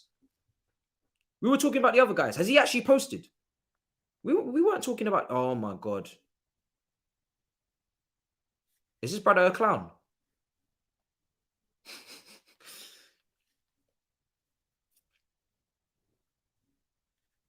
He hasn't posted anything. Unless you're talking about Twitter. Mudryk's not posted on Twitter, has he? Let me just quickly keep up to date. I don't know what this is. Why not just drop the 100 on Enzo, bro? I'm done. I'm done complaining about it. I've already ranted about the whole thing. It is what it is now. It's over. We just have to get on board with it, all right? Saddle up. Saddle up, guys. We're going outside again. Bowie moves on. Can't pay. We'll take it away, bro. The Bowie Batmobile moves on. This brother is mad. Bro. Turkish is in the chat. Well, bro. Well for you. Well for everybody. Bro, I'll send you the link, bro. Well for everybody, bro. I'm so confused, bro. You give me the Arsenal perspective. This is perfect. It's just going to be us two, right? Because I'm not trying to have a crowd, and because I know everybody going to start. Oh, no. This is not going to be some big. It's not going to be a big six. You know what I'm saying? Let's just me and Turkish, just as two friends. Let's just talk this out. You know what I'm saying? Let's just talk this out because I'm confused as hell. I need my good buddy, my good friend, trusted lieutenant. You know what I'm saying? Please, just explain to me, bro, how you, man, have let this happen to, like, where's your money? Where is your money? Arteta said he wants this guy. He said he wants this guy. Bro, I sent you the link on WhatsApp. He said, bro. Drogba, right? Drogba, who was fantastic on All You Can Eat Chelsea. He said, what the fuck, bro? Mudryk, question mark. Bro, I have no idea what is going on. That's all I'm going to say back to him. No one understands. I don't understand. And I'm going to be completely honest about it. I don't understand what's going on. This is a shock. Bowie chats to your girl while you're at while you're at the table, bro. I'm telling you, this guy is a bad man. He's a bad man. Big up from San Diego, Matisse. Remember, TV didn't have to repay Abramovich's loan. Yes, 100%. So TV could spend up to 1 billion. Let him spend, including in DMs, brother. I know we're debt free. Are we? Okay, so I get it. So we're debt free, and we're not dividends and all that. We don't have, just money just to pay back on loans and what. I get that. But can we spend 1 billion? Like just like that? Maybe I'm just misinformed. Can we just spend 1 billion? Can we just spend a bit? Because if we could spend 1 billion, I'm about to be the most shameless motherfucker on this platform. If we could spend 1 billion, then bring it on. But can we just spend 1 billion with no consequence? Is that what you're telling me? Or we could spend 500. Right, we've already spent 500 million. Who am I kidding? So we could spend another 500 million and nobody going to say anything. Why not just drop 100 on Liao? To be honest, I'm a little bit more of a smaller fan on KK right now. I'm not gonna lie. KK is I'm a little bit more of a I've kind of moved over to. I was never really giving you that Liao propaganda anyway. I like Liao. I was watching him at the World Cup, but KK, he kind of yesterday was the moment where I was like, I kind of like him a little bit more. I'm not gonna lie. What he was doing for Napoli was a wonderful thing. Bowie moves on. Yeah, we spoke about this. Big up. Appreciate all the super chats, by the way. I'm going to be a lot more calm tomorrow. I can promise you that. Right now, I'm being reactionary, aren't I? I'm being very reactionary. But this is a very reactionary stream. The news came out, and I put the stream up literally 15 minutes afterwards. Bro. Well, I can't hear you. Bro. I'm here. I can hear you now. Bro, what's going on? You see when I told you to ask me again in February when you was asking me about title races? Yeah. I told you, ask me again in February. There was a reason for that, because the January transfer window still has to come and go.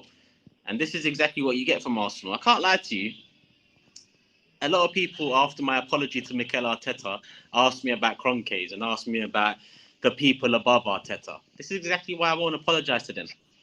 But the fact of the matter is, we was in for Mudryk from November. The guy's been twerking for us from November. Apologies for the cameras. I'm on my phone. No, you're good. He's twerking, bro, like crazy.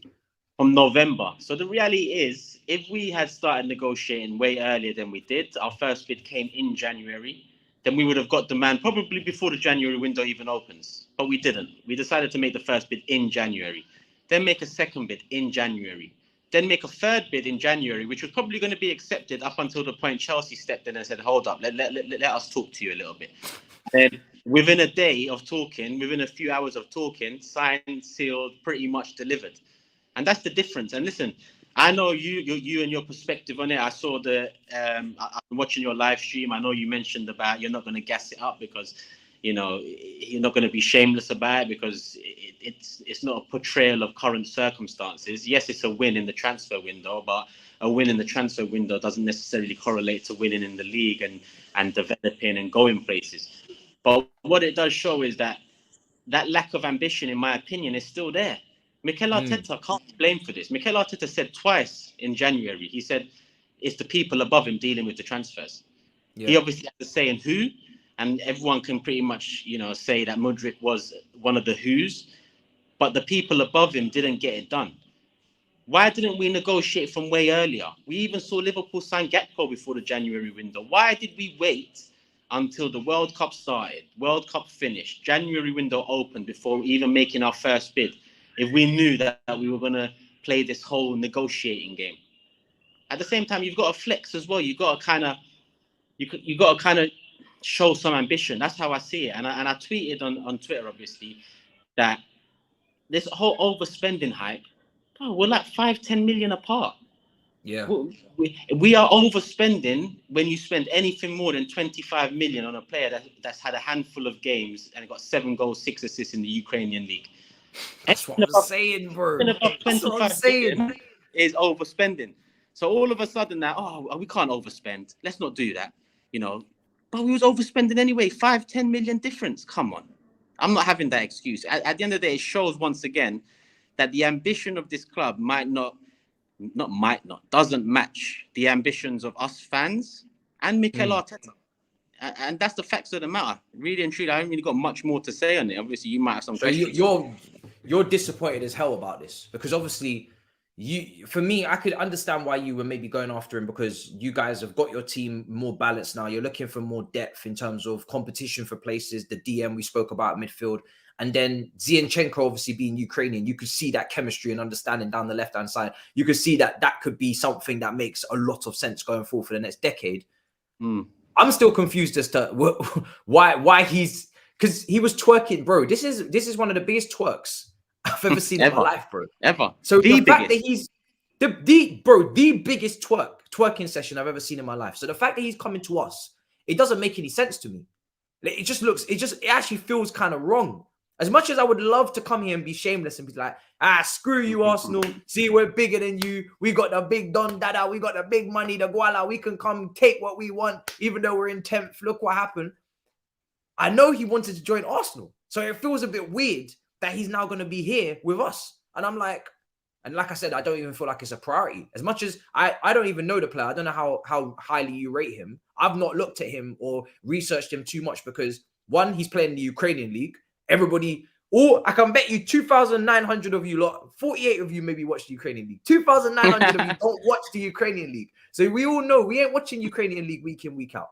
So I don't look, I'm sure he's got loads of potential. That's why everybody is looking at him. Us two are looking at him, but God knows, I just have to hope that he doesn't flop, because if he does, the memes will be generational memes. I mean, are you pissed that you didn't get him? Even like, how highly do you rate him?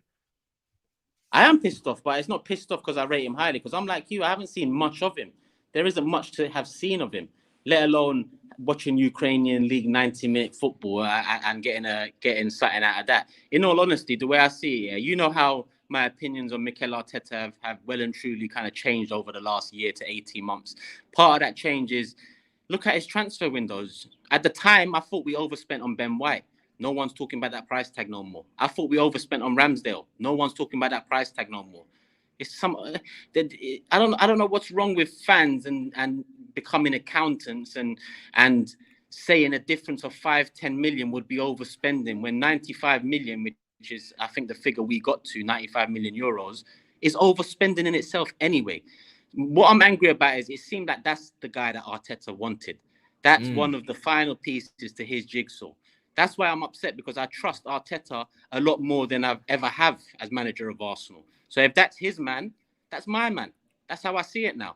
At the end of the day, Ben White was never my man. It was Arteta's man. Over time, he became my man too. Ramsdale, same thing. Same thing with a lot of his signings. You know, yes, he's had some duds over the years, but even with a Willian, who someone tried to tweet out to me, I said, listen, he brought in Willian, it didn't work. He got rid of him the next season. Love that. Love that, because sometimes shit doesn't work out. You lot know that as well. I think you lot done the same with Bakayoko and a few players over the years. So for me, I don't know much about Mudryk. I like what I've seen, and I've seen a bit of him. I can't say I know him well enough to say 100% he's going to hit the ground running. He's going to, you know, bring quality to Chelsea's side or whatever he's going to bring to the league. But what I can say is Mikel has said a few times, it's up to the people above. They know who I want. We need players. We are light. After the Newcastle game, he said, you know, our squad is thin. The guy we've been chasing, or the guy we've been talking to, or the guy that's been twerking for us since November, we couldn't even do that. Bro, my admin is moving so shameless, bro. The trolling on our side. you know what we've done, right? So while you was joining, you might not know this. On the story, we said drop him a follow, cool, whatever. We're trying to get Mudryk's social media numbers up. This deal is literally done. Like, I thought it was agreed and he was flying it's done. So cool. Our bio, I've just seen our bio on Instagram has Mudryk's app is in our bio. Why? Swear. Why? Swear, bro, swear. Oh, mate. Bro, Mate. Let me walk about a bit, I don't know what to say to you, fam. Bro, what in the level of trolling is going on here? Is Mudryk trolling? Was he trolling Arsenal the whole time? Am I mistaken? Did he never really care that much and he was just trolling the whole time? Bro, at the end of the day, there's Shakhtar eye emojis being looked around and Chelsea eye emojis. But what's going on? At the end of the day, Matisse, listen. My thing is, yeah, match your offer. Arsenal should have matched the offer. Plain and simple, match the offer. Because if that's who Arteta wants and it's a 5-10 million difference, match the offer because Mudryk is bound to choose us from what he's been saying. If we don't match the offer, Matisse, Mudryk has a choice. Chelsea or stay at Shakhtar. And again, that's probably an easy choice because it's not his ideal destination, but it's still a destination that's going to give him more exposure, more chance of winning major honours, more money. So it's all good when we're comparing Chelsea and Arsenal right now. But if we don't match the offer, well, we haven't. If we haven't matched the offer, then there's nothing for Mudryk to entertain. So for me, it's match the offer. There's 5-10 million difference. Just match the offer. Mudryk will choose us. Chelsea will look like fools. Instead, you lot are getting what seems like a quality young player. Whether he works out or not, that's the next thing because you bought quality young players over the years and it just hasn't worked out well. But it just leaves us in a situation where what next? It's another January. Like last January, it was apparently Vlahovic for the whole January. Now, best believe, if all these rumours are to be believed, and we offered 95 million and it was 70 million up front, we've got 70 million to flex in this window. This club ain't spending 70 million, in my opinion. They're not going to do it because now this news has come in. I have my doubts of how well and truly we were in for Mudryk now. Bro, I'm questioning everything right now, bro. I'm questioning everything. I don't know what's going on anymore because I know that Shakhtar and Chelsea were having a meeting for the Manchester City game. I think it was at Stamford Bridge. But we have kind of been on the outskirts of this Mudryk deal for a couple of weeks now. But I've not paid it any attention because I've always thought it's an agent trying to get Arsenal to pay or it's Shakhtar putting pressure on Arsenal to pay. And we're not really that interested because we've got our own targets but the way that everybody's acting right now, it's looking like as if this was some sort of devilish plan. Oh, this is why I said to you, ask me in February about the title race. Everyone wanted to laugh. Everyone thinks I'm dodging things. Nah, because I can change my mind on Arteta. He's done enough for me to change my mind on him. But 99 times out of 100, the Kroenkes get it wrong or they don't do anything. And that's not just the Kroenkes. I mean the people they put in charge, like the Vinays and the Richard Garlicks and the Vinay Venkateshams and whoever else. Because I fail to even believe that Edu would pull out of a deal for 5 to 10 million difference if it's the man Arteta wants. Surely it goes above him and what we have in the back pocket. This is why. And the one thing, I said 99 times out of 100, because that one thing that Kroenke's got right is sticking with Mikel Arteta through that bad patch. That's the one thing they've got right since they've been in charge. And I don't mean majority owners. I mean part ownership. I mean 15 years of having the Kroenkes linked to Arsenal. The one thing they've got right is sticking with Mikel Arteta through that patch 2 years ago. Aside from that, I'll never apologise to them, man. Never. I hear it. Never. Especially if you're in a title race. Some of our fans are now turning around and laughing and saying Todd Bowley don't know what he's doing and this and that. And Todd Bowley is a madman. Like he's doing a madman. Today is confirmed he's a madman. Everywhere. But one thing that he's doing that I rate is he's getting the players. Regardless if it's players that we wanted and you lot are looking at and saying, let's get him. He's doing it. Felix, Man United and Arsenal linked. All right, let's go in. 2 days later, Chelsea player. Mudryk, oh shit, Felix got a red card. Let's just go in and get him. That's the one thing that I'm looking at and saying, Kroenke, I'm not even trying to get you lot to be Bowley. What I'm trying to get you lot to be is an owner with ambition that gets your primary target. And Mudryk this January was a primary target. But do you know what it is? Yeah, to go back on that, right? Maybe it's sounding like, because I've up until this point, up until today, I was defending, as you saw, I defended Todd Boehly and the ownership and everything on the Big Six. It's just, I just feel like you got, when you spend this type of money, we're talking now 550, 600 million in 2 windows. And we ain't even done, because everybody in the chat saying you're going to get a midfielder, you're going to get a right back, don't worry. Then you go to the summer. So Chelsea look like they could potentially spend almost $1 billion inside 1 year. You have to win shit. Like that comes with a lot of pressure. That's insane. Like, we could talk about Premier League spending a lot. And that, you know, Premier League have been spending more than any other league for years. And they have been outspending other leagues for years. But we are taking it to a level that it's unprecedented. And it's very, if it works, then great. But it's very, like, it's reckless. It's like crazy spending. It's nuts. Yeah, you man are reckless. Us man are, I don't know the word for it right now. I'm going live on my channel at 10 because I'm out right now, but I might find the word for it then. But right now, bro, you see me, I'm even starting to sweat. Like, you're angry. I'm angry, bro. But you're in a title race, bro. You should, this is your time to capitalize, bro. Because I'm not saying that we're gonna be back next season. I have no idea what the hell's going on in my club anymore. At this point, I'm just here. I'm just existing, just laughing along the way. But there's competition like crazy at the moment. After everything that's happened today with Liverpool and with with Manchester United and City, like, I'm not saying that you guys are going to fall off, because your average age of your team is really high and you look like you look like you can sustain a level, you know, like this. The team is a team that a lot of people are starting to rate and should rate. Technically, there's no issues in the team. It's just a team that needs building on and it needs nurturing and more depth and money. But it doesn't look like you guys are really serious to go and put that money down and say, right, we're going to rectify a couple of positions, really go for this title. And then even if we don't get the title, we're in better stead for next season, because we've got players that are familiar with the league 6 months in, etc., and go again. Yeah, I mean, like Vinay spoke the other day at that you know, Emirates wrap unveiling around the stadium, and all he could mention was the summer. All he could mention was what we could potentially do in the summer and how, you know, we've been going in the right direction. No one wants to hear about the summer in January when you're top of the league. Who the fuck wants to hear about the summer? And that kind of shows me that I'm not saying it's Vinay's fault, but he's part of the problem, because at the end of the day, he's part of that core team right below Kroenke's that have the decisions to make, that kind of have a chance to persuade the ownership to maybe let go of a further 5-10 million. At the end of the day, this whole overpayment excuse, Robbie was overpaying anyway. I don't even know my man like that, Mudryk. I don't know him like that. But if Arteta wanted him, go and get him. I didn't know Ben White like that either. Facts. It's mad. Now what? People are saying now, go get Trussard, go get Zaha. Do you know how underwhelming that's going to be? Bro, Trussard, I was on the Trussard gas at the start of the season. I was like, yo, he's gonna be free. Do you know what? The way he's moving, and I'm like, you know what? Nah, just leave Trussard where he is, man. It's not that deep. He's not.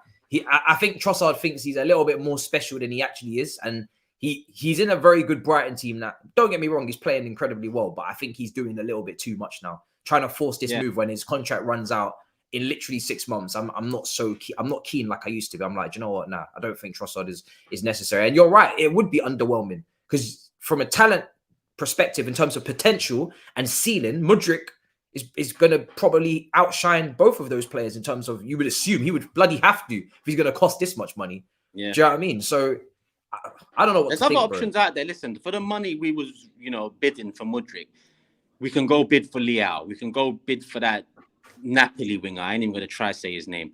We can potentially go bid for a Frankie de Jong. We can look at another position that needs strengthening. With the money that's apparently was bidded for Mudryk, we can bid for these types of players. But we won't. We won't. And the fact of the matter is, Arteta wanted Mudryk.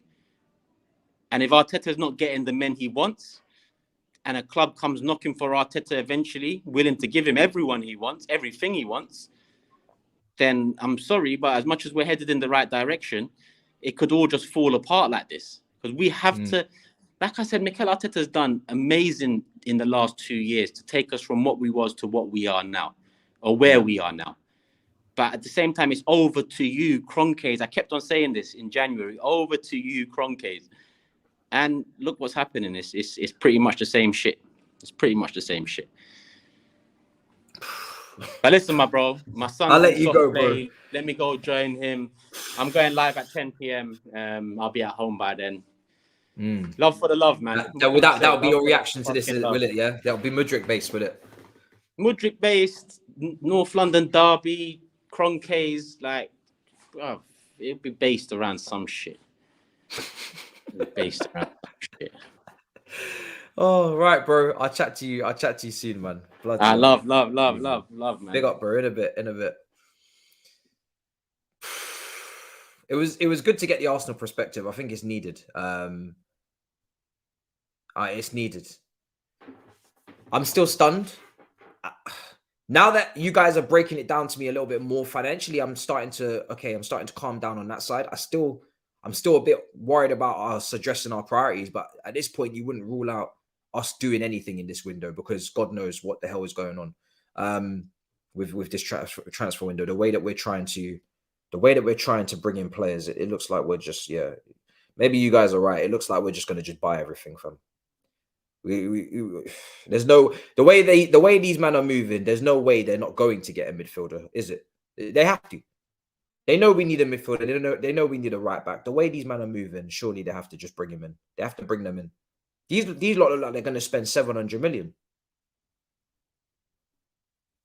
This is some career mode madness, man. I really it's done. Mudryk is done, people. If you're asking me now, is Mudryk done? It's done. Like the way that the clubs are moving, it is done. It's done. I'm just gonna check.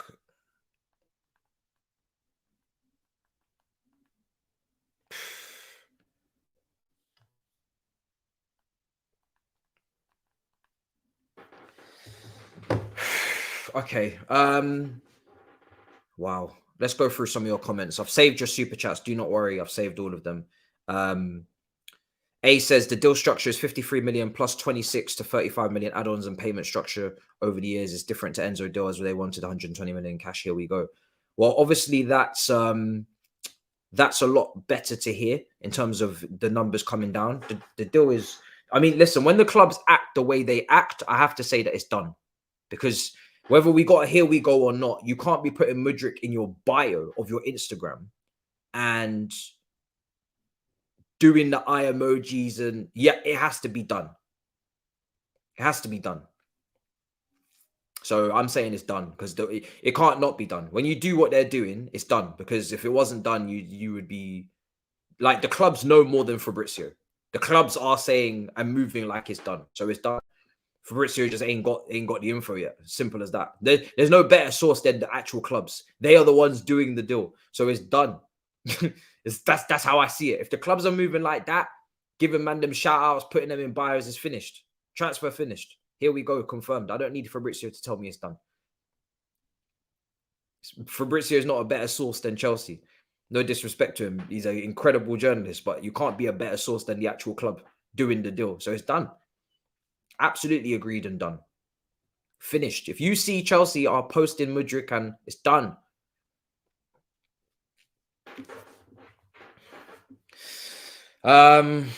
Wow. What a full circle this stream is, man. What a stream.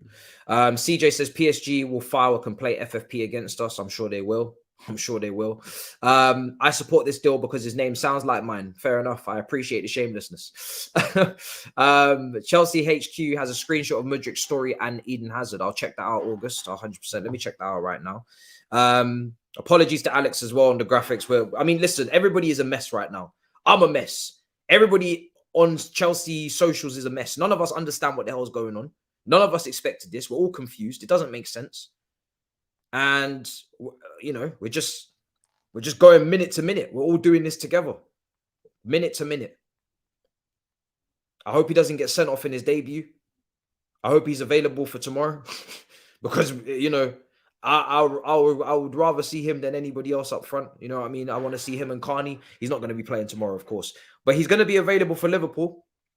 He's going to be available for Liverpool.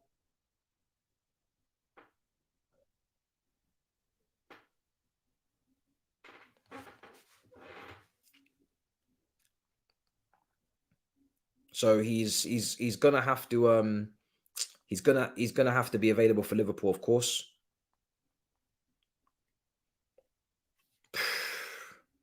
Insanity.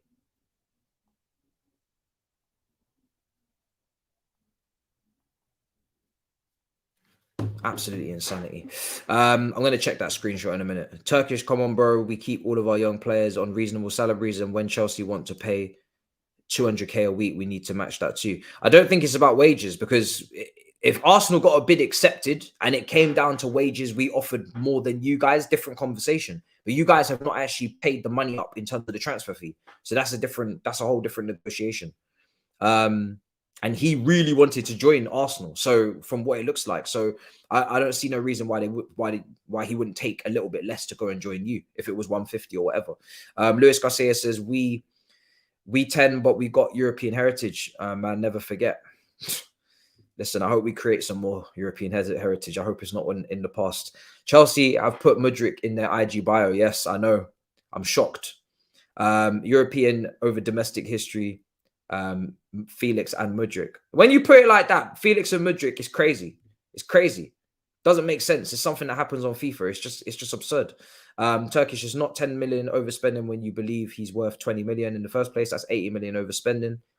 But the point is that Arsenal are willing to pay 10 million below what we are going to go and get him for in the end. So you are basically only overspending by 10 million, because the Arsenal, it's not about what the fans value. Arsenal value him at, say, 52 million, and they weren't willing to go 62 or whatever the valuation was. Arsenal have put in 3 offers for Mudryk, so they weren't willing to go extra 10 million. That's the point he was making. This is starting to feel a lot like the January for Vlahovic. How are Chelsea allowed to spend this much? Bruh, listen, don't ask me, fam. We're just hearing it. Wow. Yeah, it might be illegal to talk about a player that's not under contract. Fair enough. So he's probably maybe, I don't know what the situation is with all that legalities of journalism and all that. Any Chelsea fan who's happy right now doesn't love the club. Come on, you Gunners. We can win the league. Y'all can't. Facts. Listen, you better win that league, bro. That's all I'm going to say, because it looks like everybody's coming for your asses next season. The way everybody's moving. Mike T says, rumor is we offered 40k. If Chelsea came with more than 100k, no way he's going to join. The overall cost is much greater for them if true. He's on a 7-year contract. It's going to be 7 years he's going to sign for. So a lot of years.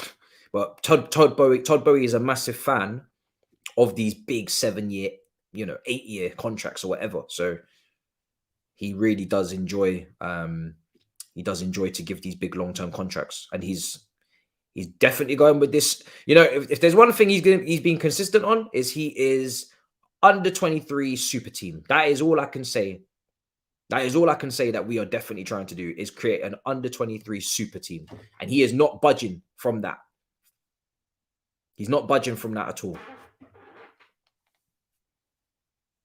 He's not budging from that.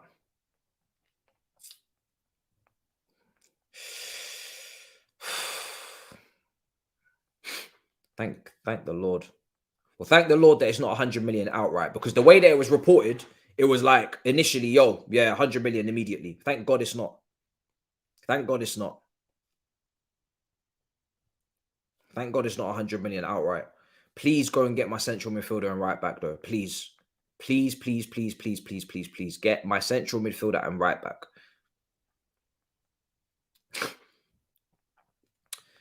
Well, Mudryk, welcome to Chelsea. Welcome to Chelsea. I'm intrigued. Slightly intrigued. Very intrigued, actually. Don't know if the word is excited yet, because I'm still shocked.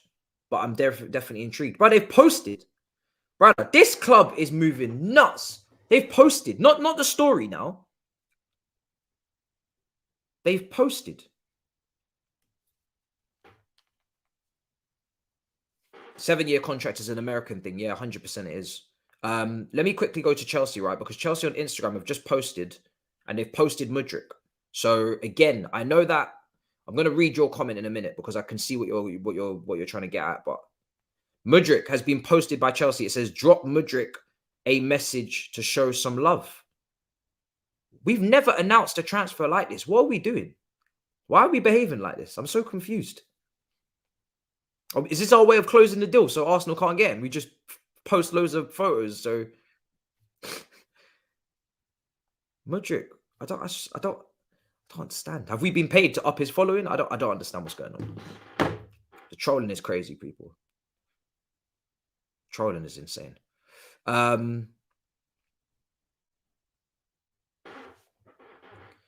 Well, I'm looking forward to seeing him. He's a talent. I don't know him that well. I haven't had the time to get to know him because we are literally tracking someone new every single day. But I am looking forward to seeing him. But yeah, that's all I'm at right now.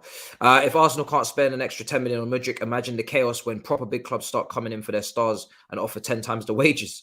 Brother, that's a whole different conversation. Where Arsenal are at financially and what they're willing to do and not do for this title, I'm a little bit shocked. I can't lie. It's mainly shock. I cannot believe that Arsenal are not willing to fully back Arteta on this signing and do up the deal any way means necessary. You know, the deal that we've agreed, from the way that you guys are saying it, right? And now it's starting to give a little bit more detail. The way that the deal is structured is calming me down a lot more. I'm shocked that Arsenal are not willing to structure the deal exactly the same way, match us and get the player. Because we all know that right now the player would choose Arsenal over Chelsea. So wages, different conversation. I don't know what wages they're willing to offer. But I'm shocked that Arsenal are not willing to pay the same money that we're paying with the same add-ons and just get the player. Just get the player. I don't understand what Arsenal are doing. It doesn't make any sense. So it was good to have Turkish on to kind of speak on the Arsenal side of things, because as much as I am perplexed, confused, in disarray, and finally now you guys are starting to calm me down a little bit because of the fee, even though I'm still not going to tell you it's a priority for me, but at least the fee is not something stupid, right? And it's separated over the years, and cool, I can live with that. But I'm still can't believe Arsenal are not going to go and get the player. And we're still probably overpaying, let's be real, because he's only played Ukrainian league, but you're overpaying for everyone. So at least it's not something just ridiculous, absurd. Because we can all sit here and say, oh, it doesn't matter what we spend. But if we were to say spend, and the reason why this argument never stacks up is because, say I was to say to you, right, we're going to go and buy Declan Rice and we're going to spend 250 million. Nobody in this chat's going to tell me, it doesn't matter. It's not our money. Just buy him. Doesn't matter. Who cares? No one's going to say that. So there is a cutoff point for everybody in this live. When your club, no matter who you support, you care about how much the player is costing you. And if you say that you don't, that for me, that's disingenuous, because there's nobody that's sitting here now who supports any team who is willing to pay any price for any player that they rate. It just doesn't exist. If your club was to tell you that they're going to pay 300 million, 250 million, 200 million for this player, that player, your eyebrows would be like raising. You'd be like, the fuck? Why? And then you'd look at maybe alternatives that may be cheaper or other positions. You'd be like, so not our money is for me always a weak point. I think I get the consensus around it that, you know, we can't control it.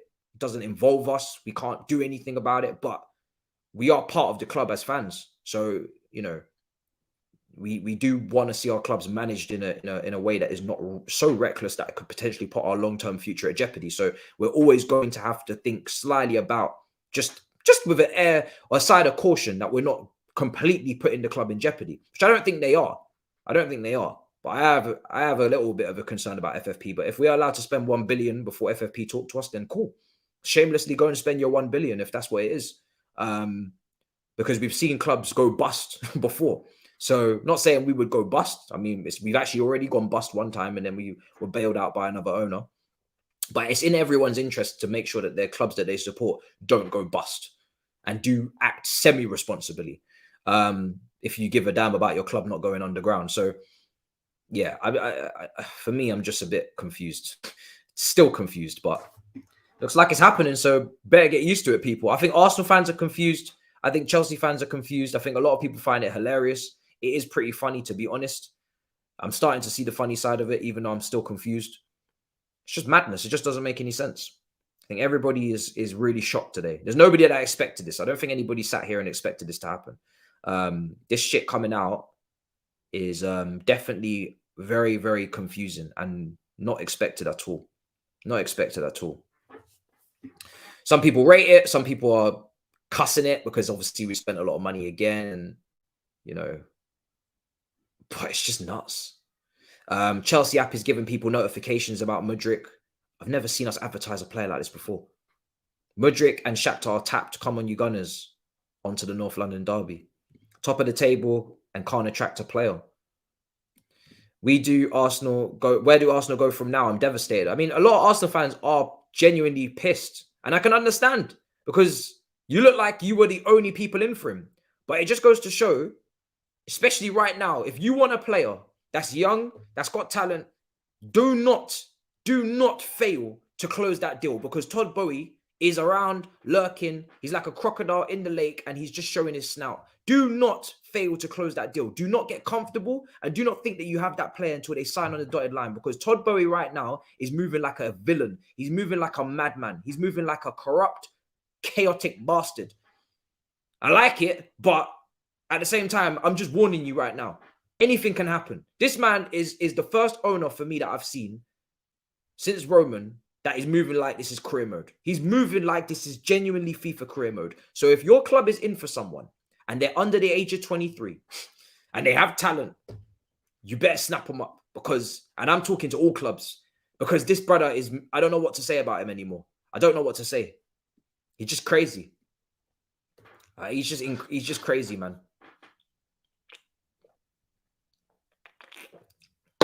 In terms of Arsenal, you guys need to go and get yourself another target.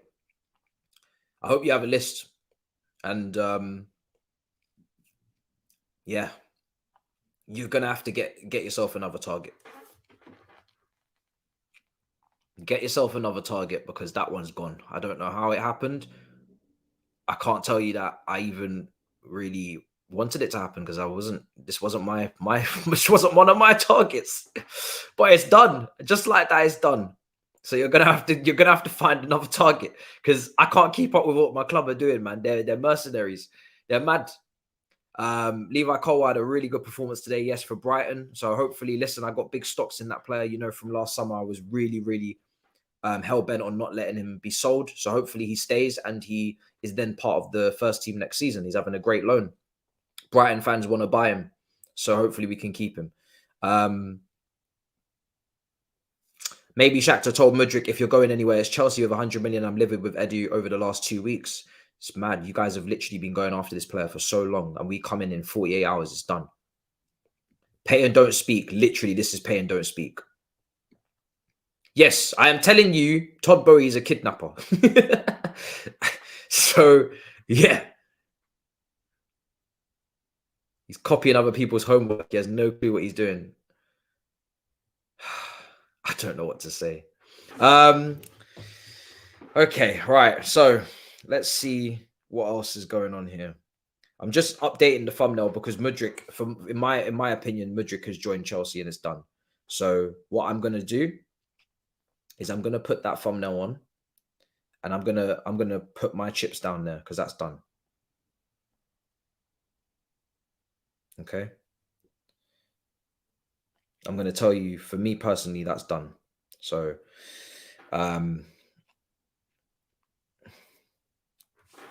for me personally, this deal is finished. I don't know how and why Arsenal can't get involved, but they ain't getting involved. I don't know why. I can't explain to you, but it's done. It's done. And I've never been one to do that where, you know, I say, oh, deal's done, but I really don't give a damn. I'll wait for it to actually be done. But this is done. If it's not done, then I'm not worried about being clipped because you know who looks really stupid if this is not really done. It will be Chelsea. It will be Chelsea because the way that they're moving on socials is unheard of. So it has to be done. So I'm going to take it as it's done. Simon Phillips says Enzo is not done yet. I have seen a lot over the last couple of days that people are saying that Enzo Fernandez is not over yet. I pray to God that they're telling me the truth, that it's not over yet, because I really want the player. I did a video earlier on today and I spoke about Caicedo, who had a great performance again against Liverpool. I spoke about Kone from Mönchengladbach. I spoke about Lavia, who had a great performance against Manchester City for Southampton. But I still maintain my top midfield target right now is Enzo Fernandez over all of those names, because I just feel like he's a very unique profile that is going to actually bring us something that we really, really need. Kone is a really good dribbler. He's a good ball carrier. He's young. He's probably a lot more cost effective. Lavia looks like he sometimes has played the sitting role. I'm going to check Ben Jacobs, don't worry. Sometimes he's played the sitting role for Southampton. He has missed 9 games through injury, though, which is really important to note as well. Out of all of those players, he has the least amount of game time under his belt this season. Obviously, he's the one that's been in first team football for the least amount of time as well, since joining from Manchester City from the PL2 team. And obviously, Caicedo is really what you know, close to home, Brighton, doing the business right in front of your eyes. Ben Jacobs has tweeted, one other bit of news to add. At the Shakhtar end, they expect to announce the official confirmation of Mudryk to Chelsea as soon as tomorrow. Chelsea, on the other hand, are already testing it, including adding Mudryk's handle to their Instagram bio. So it doesn't sound like it's actually completely 100% locked in, right?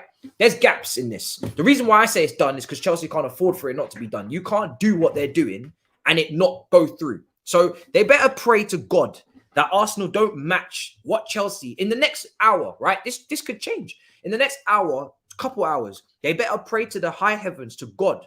They're trying to almost push through this announcement and force Shakhtar to announce it, right? Shakhtar could be waiting for all we know.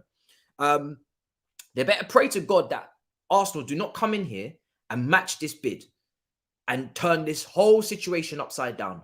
Because if they do that and then they match the wages, I'm not saying they're going to do that. At the moment, they're looking like they want to be a little bit more sneaky with the money. But if they did, because anything can happen in football, if they actually did do that and he went to Arsenal, because he would choose Arsenal over Chelsea, we all know that. Lord Jesus, heaven on earth, we would be looking like the biggest idiots in the history of football. So his previous tweet, which was about 10 minutes ago, so still relevant, very fast moving, Chelsea hijack for Mudryk, who is now on his way to London. Chelsea choose to meet Shakhtar's €100 million valuation with their co-owner. Being advised a face-to-face meeting with Shakhtar's president was essential. So we have met the €100 million asking price, obviously separated in some sort of installments, initials and add-ons. Mudryk has verbally agreed to personal terms on a deal until summer 2030, but only after asking whether Arsenal would match Chelsea's offer. Arsenal is his priority. Let's not lie to ourselves. I want to make that very clear. Mudryk, Arsenal is his priority. Even if we get this done. Arsenal's advanced talks overlapped with Chelsea's hijacked. Over Chelsea's hijack, Arsenal made it clear they would not pay €100 million. This, I am told, was relayed to Mudryk. This is key. Mudryk hasn't U-turned and just picked Chelsea over Arsenal. He's agreed to Chelsea over staying at Shakhtar. Always said he wanted a winter move and EPL of a huge appeal. So he definitely wants to come to the Premier League. Chelsea made a very strong and quick pitch, but it's important to note Mudryk's dream move has been Arsenal throughout. It's just become apparent in the last few hours. With 2 suitors, only one would give Shakhtar what they wanted. Also, crucial to not just look at the 2 offers numerically. Chelsea's bid is higher with a better structure, so more complex than Arsenal just adding a few million. Remember, they had a top-end valuation, regardless of Chelsea, that still wouldn't match what Chelsea offered. So this is very simple. Now that it's been explained, is that obviously Arsenal are just not willing to pay what we're paying.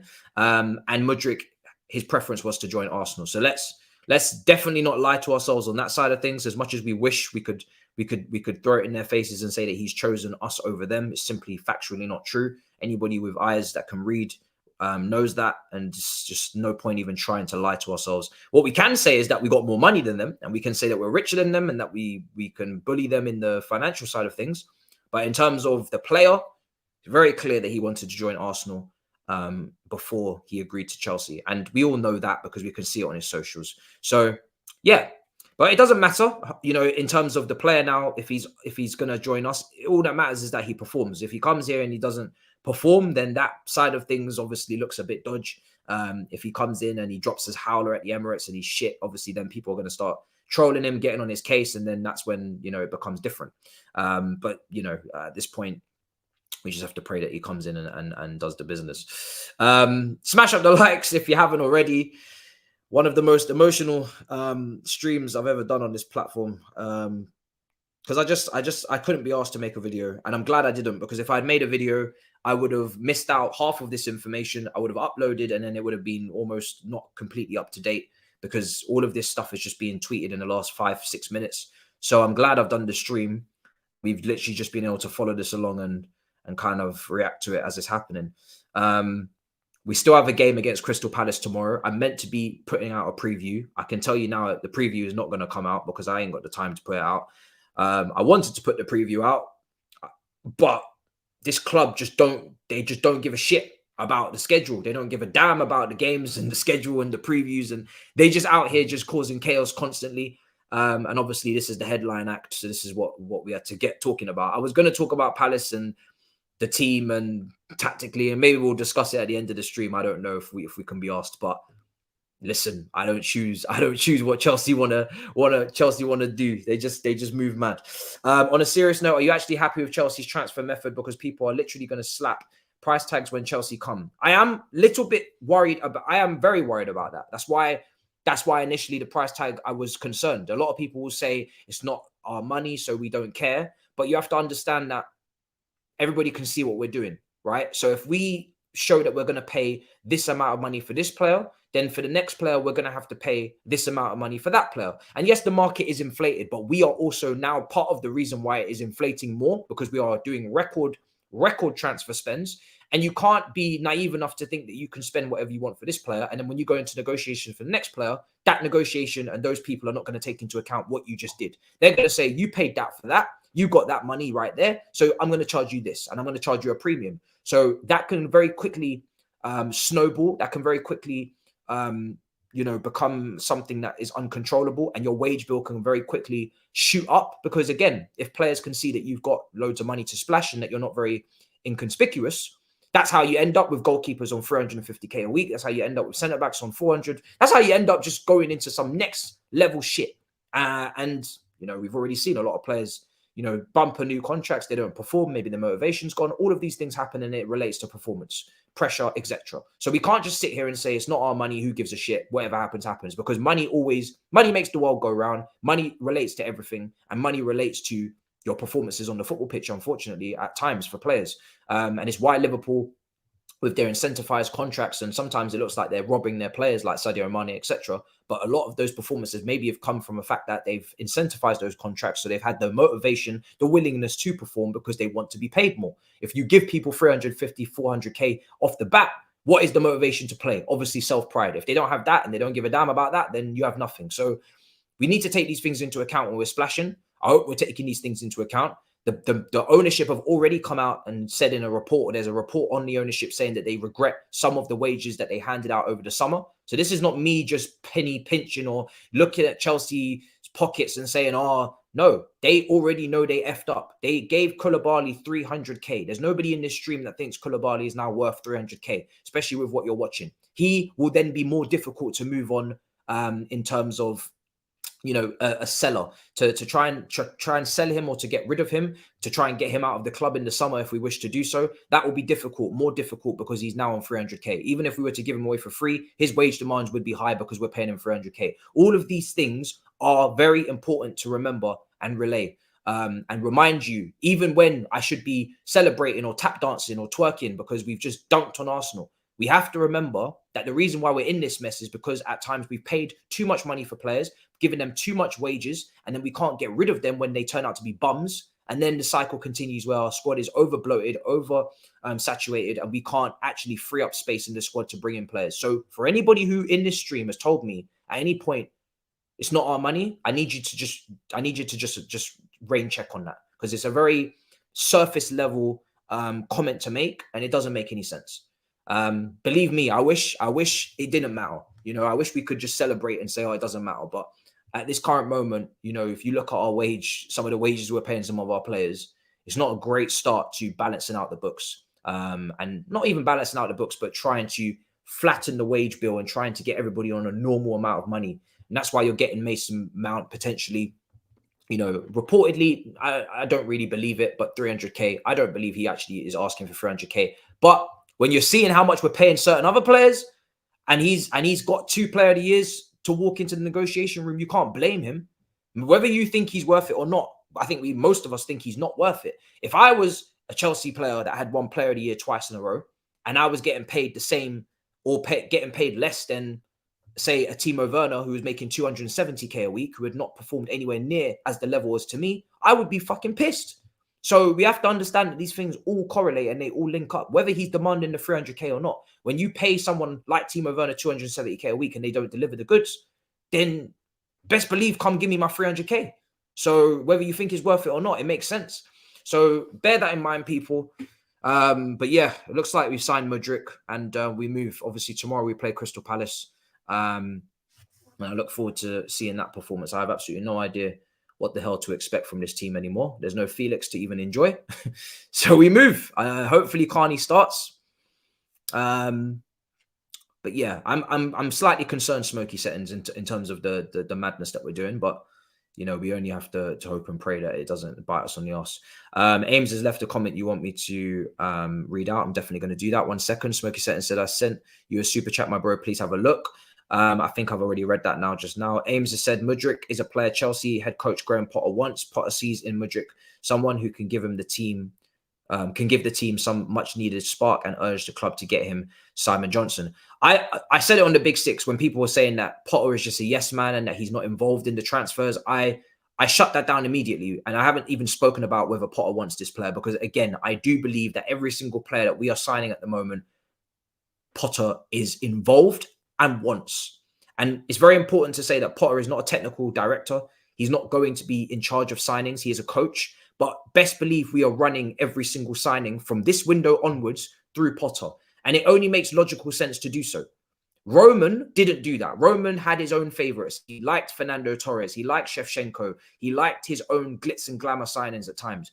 But you don't build a whole recruitment team. You don't bring in all the recruitment staff from Brighton. You don't bring in all of these specialists to work around a coach that you've given a 5-year contract and then not give him any say on transfers and not bring in players that he wants. And that's why I had to shut that down. And I don't believe that that's the case. And I don't understand why people think that a player like Felix is not suited to Potter's style of play. If anything, he's exactly suited to the way Potter plays. He's technical. He's a possession-based player. He can do a multitude of different things. And he's got a higher ceiling if we can get the best out of him. And that's the kind of players that Potter's been maybe wanting to work with. Obviously, at Brighton, they had a lot of a lesser budget. So I don't understand that. I never understood that. So 100%, I think he, you know, I believe that, if we've gone and spent that money on Mudryk, it's because he wants Mudryk, 100%. So good. At least they're bringing in players he wants. At least they're bringing in players he wants. Hopefully now, we're starting to see a clear out, and then we go from there. 250, 300K, whatever he's on, is too much money. Whatever he's on. I think I saw some places 290 or something really high like that. Some people say 250. It is what it is. These are just minor little discrepancies there. Regardless, it's a lot of money. It's a lot of money. 250, whether Koulibaly's on 250 or 300, the point is that it's a lot of money. It's also money that he will never get paid again in any other club. So if we're trying to move him on potentially in the summer, best believe no other club is going to pay him that. I can guarantee you that right now, no other player is going to pay him the 250 that we're paying him. So therefore, he's going to have to take a wage cut. Now we have to see if he wants to take the wage cut. So he either has to improve at Chelsea and stay, or he has to leave at the end of the season if he keeps playing like this. Because you've got Badashali and you've got Levi Colwell, left-footed centre-backs that for me have to be in the first. One we've just signed, and one Levi Colwell has to be in the first team next season for me. So if Koulibaly he has to take a wage cut if he's going to leave. Will he want to take that wage cut? It definitely makes things more complicated. Big Ash, you're level-headed. Listen, I wasn't level-headed at the start of this stream, bro. but I've calmed down now. Once all the spending is done, these players will have to deliver because FFP will stop you from getting new players. Potentially so. Maybe maybe at this point, what is happening is that Chelsea are just shooting their shot with their big spend early on, bringing in all of these young players, getting out all of those players if they can, of course, when bids come in, if bids come in. And then once we've got these young players, I don't expect us to keep going like this. And I'm sure you guys don't either. I don't expect us to keep going. I don't expect us to keep buying and buying and buying. You know, maybe now, summer, and maybe 1 or 2 more windows, and then I expect us to be normal again and only need to add 1 or 2 a window, and that's it, really, you know, or 1, 2, 3 max. You know, at some point, this has to normalize and has to calm down. So, you know, maybe we're just shooting our load. The here we go is being given. Everybody's going absolutely ballistic in the chat. Fabrizio, here we go, has been given for Mudryk. There you go. Done deal. That's the confirmation a lot of you wanted. The deal is done. And yeah, what an insane day. What an insane transfer. A transfer that makes no sense still in my brain. But I am starting to get a little bit more excited about the player. Purely just because Potter obviously really wants him and he does look like he has potential. But I think as the days go on, I'm going to try and do as much research as I can on him because I don't know him that well. I'm just excited to see someone that at least I don't have to see the same attackers starting, of course. But like I said, my priorities are still midfield and right back, man. That's what I'll be doing cartwheels for that. You know, if you think I'm starting to get a bit happier now, watch when you see midfielder and right back coming. I'll be doing cartwheels, man. If they come in. Here we go, confirmed. So there you go. Doesn't get any more done than that. And that means that Arsenal, I guess, are 100% not coming in with a late bid. So yes, let's go through this.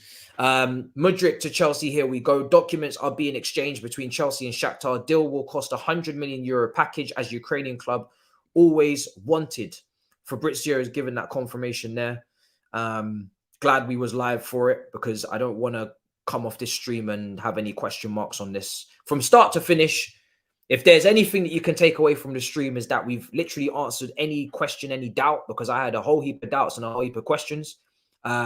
And we've been able to cover everything, even from the Arsenal perspective throughout the stream. So now, if anybody was to dare try and watch this on playback, which is a madness, is 2 hours plus, you would get all of your answers to your questions for sure.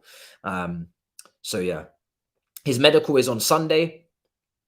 So he's obviously flying tonight. So that's normal, expected. He's flying tonight. Medical will be tomorrow. We kick off at 2 p.m. Of course, North London derby. I'll be covering that. Obviously, tomorrow's plan stays the same. I will do my research on Mudryk tonight. I will bring you a video on that tomorrow morning. My full analysis on Mudryk and I guess what I've made of the what I've looked at and gone into detail on, and I'll try and find someone who's been watching him week in, week out if I can possibly, to give me their opinion. I'm going to be reading up on some scouting reports and I'll do as much due diligence as I can on this player, but it's not easy because it's very hard to find people that have been actually watching this guy week in, week out. And then even the people that have been watching him week in, week out, we have to understand that the Ukrainian league, the level is not as high as what he's coming into. It's nowhere near. It's not even a top 5 league, top 8 league, maybe top 10 league, just slightly sneaking in, maybe. So, you know, even with him performing in the Ukrainian league, we don't have the scope to know what he's going to do in the Premier League. We just have to maybe go off some European games if we can do that. So done deal, but deal isn't completed. Yes, of course, the medical still has to take place. He has to pass that, which I'm sure he will. Deal is until 2030 contract. Contract is until 2030. Mudryk, 2 top managers, Arteta and De Zerbi. Potter, shit. Bowie, gonna stop spending. Matt, you're delusional. Enjoy mid-table football manager club. Thank you so much, Anthony. Thank you. What a wonderful super chat. You know you're a subscriber. Why do you guys come here, pay money, not you guys, this guy. Why does this guy come here, pay money, subscribe to me, and come abuse and then leave? It don't make no damn sense. It don't make no damn sense. This is a subscriber-only chat. It doesn't make any sense. It's foolishness of the highest order. What else is being said? Sorry, there's just so many here we goes in the chat. Pure spamming. I'm just trying to get a grips of it. 1 hour ago, you was fuming. I come back to the live after an hour. Now you're looking forward to seeing him. Football is a drama. Bro, I openly told you that I am going to be very, very much like this is a stream that I'm just doing immediately after the announcement. So of course, and I said, you know what? If you guys can calm me down and you can get me back to my normal level, then please do it. Give me reasons. And as the stream's gone on, and we spoke to Turkish as well, he came on for a good half an hour. Now I'm starting to calm down. I still need my midfielder. I still need my right back. This is still not a priority. But now that the deal's been broken down to me, I'm a lot calmer. I still feel like we're crackheads. I'm not going to lie. I still feel like we're absolutely insane. I still feel like that if I was supporting anybody else, I would look at this club with massive disdain and think, why the hell are they allowed to spend like this? I still think it's reckless as hell. But at least I can say that we ain't going too far with the money in terms of 100 million upfront, done deal. Still a lot of money. Don't get it twisted. We still spend a lot of money on this guy. And he still needs to deliver the goods, obviously, long term. I'm not going to put any pressure on him this season.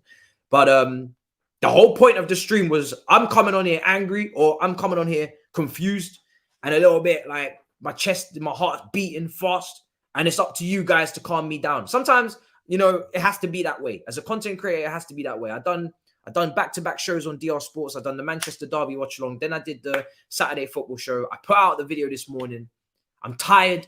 And I come here, I get home and I see this madness. And I'm like, bro, what the fuck is what is this? I can't, of course, I have to be like, what the hell is going on? So it's kind of, you guys is the one that had to calm me down. You had to, man. And I'm glad that more information as time gone on has come out, because now, you know, 62 base is a little, you know, I can stomach it. No need for research. Arsenal have done that for us already. Yes, they have. Damn right they have. You're probably never going to see this many comps saying welcome to Arsenal or welcome to any club than this one. This looked like a done deal, a sure thing. Arsenal would get this sorted. And somehow, some way, we've managed to completely ruin that for them. So yeah, insane. Absolutely insane. I'm not going to be making any phone calls. Listen, I'm absolutely discombobulated, purely discombobulated. It's been an incredible day of football as well, to be honest. Incredible day of football. Manchester United somehow beating Man City over the last couple minutes of madness with those goals. 100 million as a package, 100%. If he was to reach the add-ons, it seems that he would then be a success. So 62 million base. Then the add-ons is Premier League wins or Champions League wins. So you would assume if he was to meet those add-ons to make it the 100 million euros, then he would actually have to be a success at Chelsea. You would hope. But I agree with you, for some of you that are still like, whoa, that's not a priority and it's too much money. Listen, do not think I'm going to change my complete opinion on that. I still think this is a bit crazy, and I'm not as excited as I would have been if it was someone else like a midfielder or a right back, because I just really want those positions to be sorted. Hopefully they do get sorted. With how much craziness that we're doing, I feel like I'd be shocked if they don't do it, purely because these guys are just so they're so crazy. They're so crazy in terms of the way that they're just doing shit this window. If they don't get it done, I'd be like, what's wrong with you lot? Do you know what I mean? I'd be like, why have you not actually got in the players that you know we need? I'm not going to call Eunice. I'm not going to call Miz. These guys are family men. They have lives. It's 8:30. We're speaking on All You Can Eat Chelsea anyway. This is mad. We can't register anyone after Mudryk unless we sell someone. Very important point. So again, registering players, guys. Let's think about that.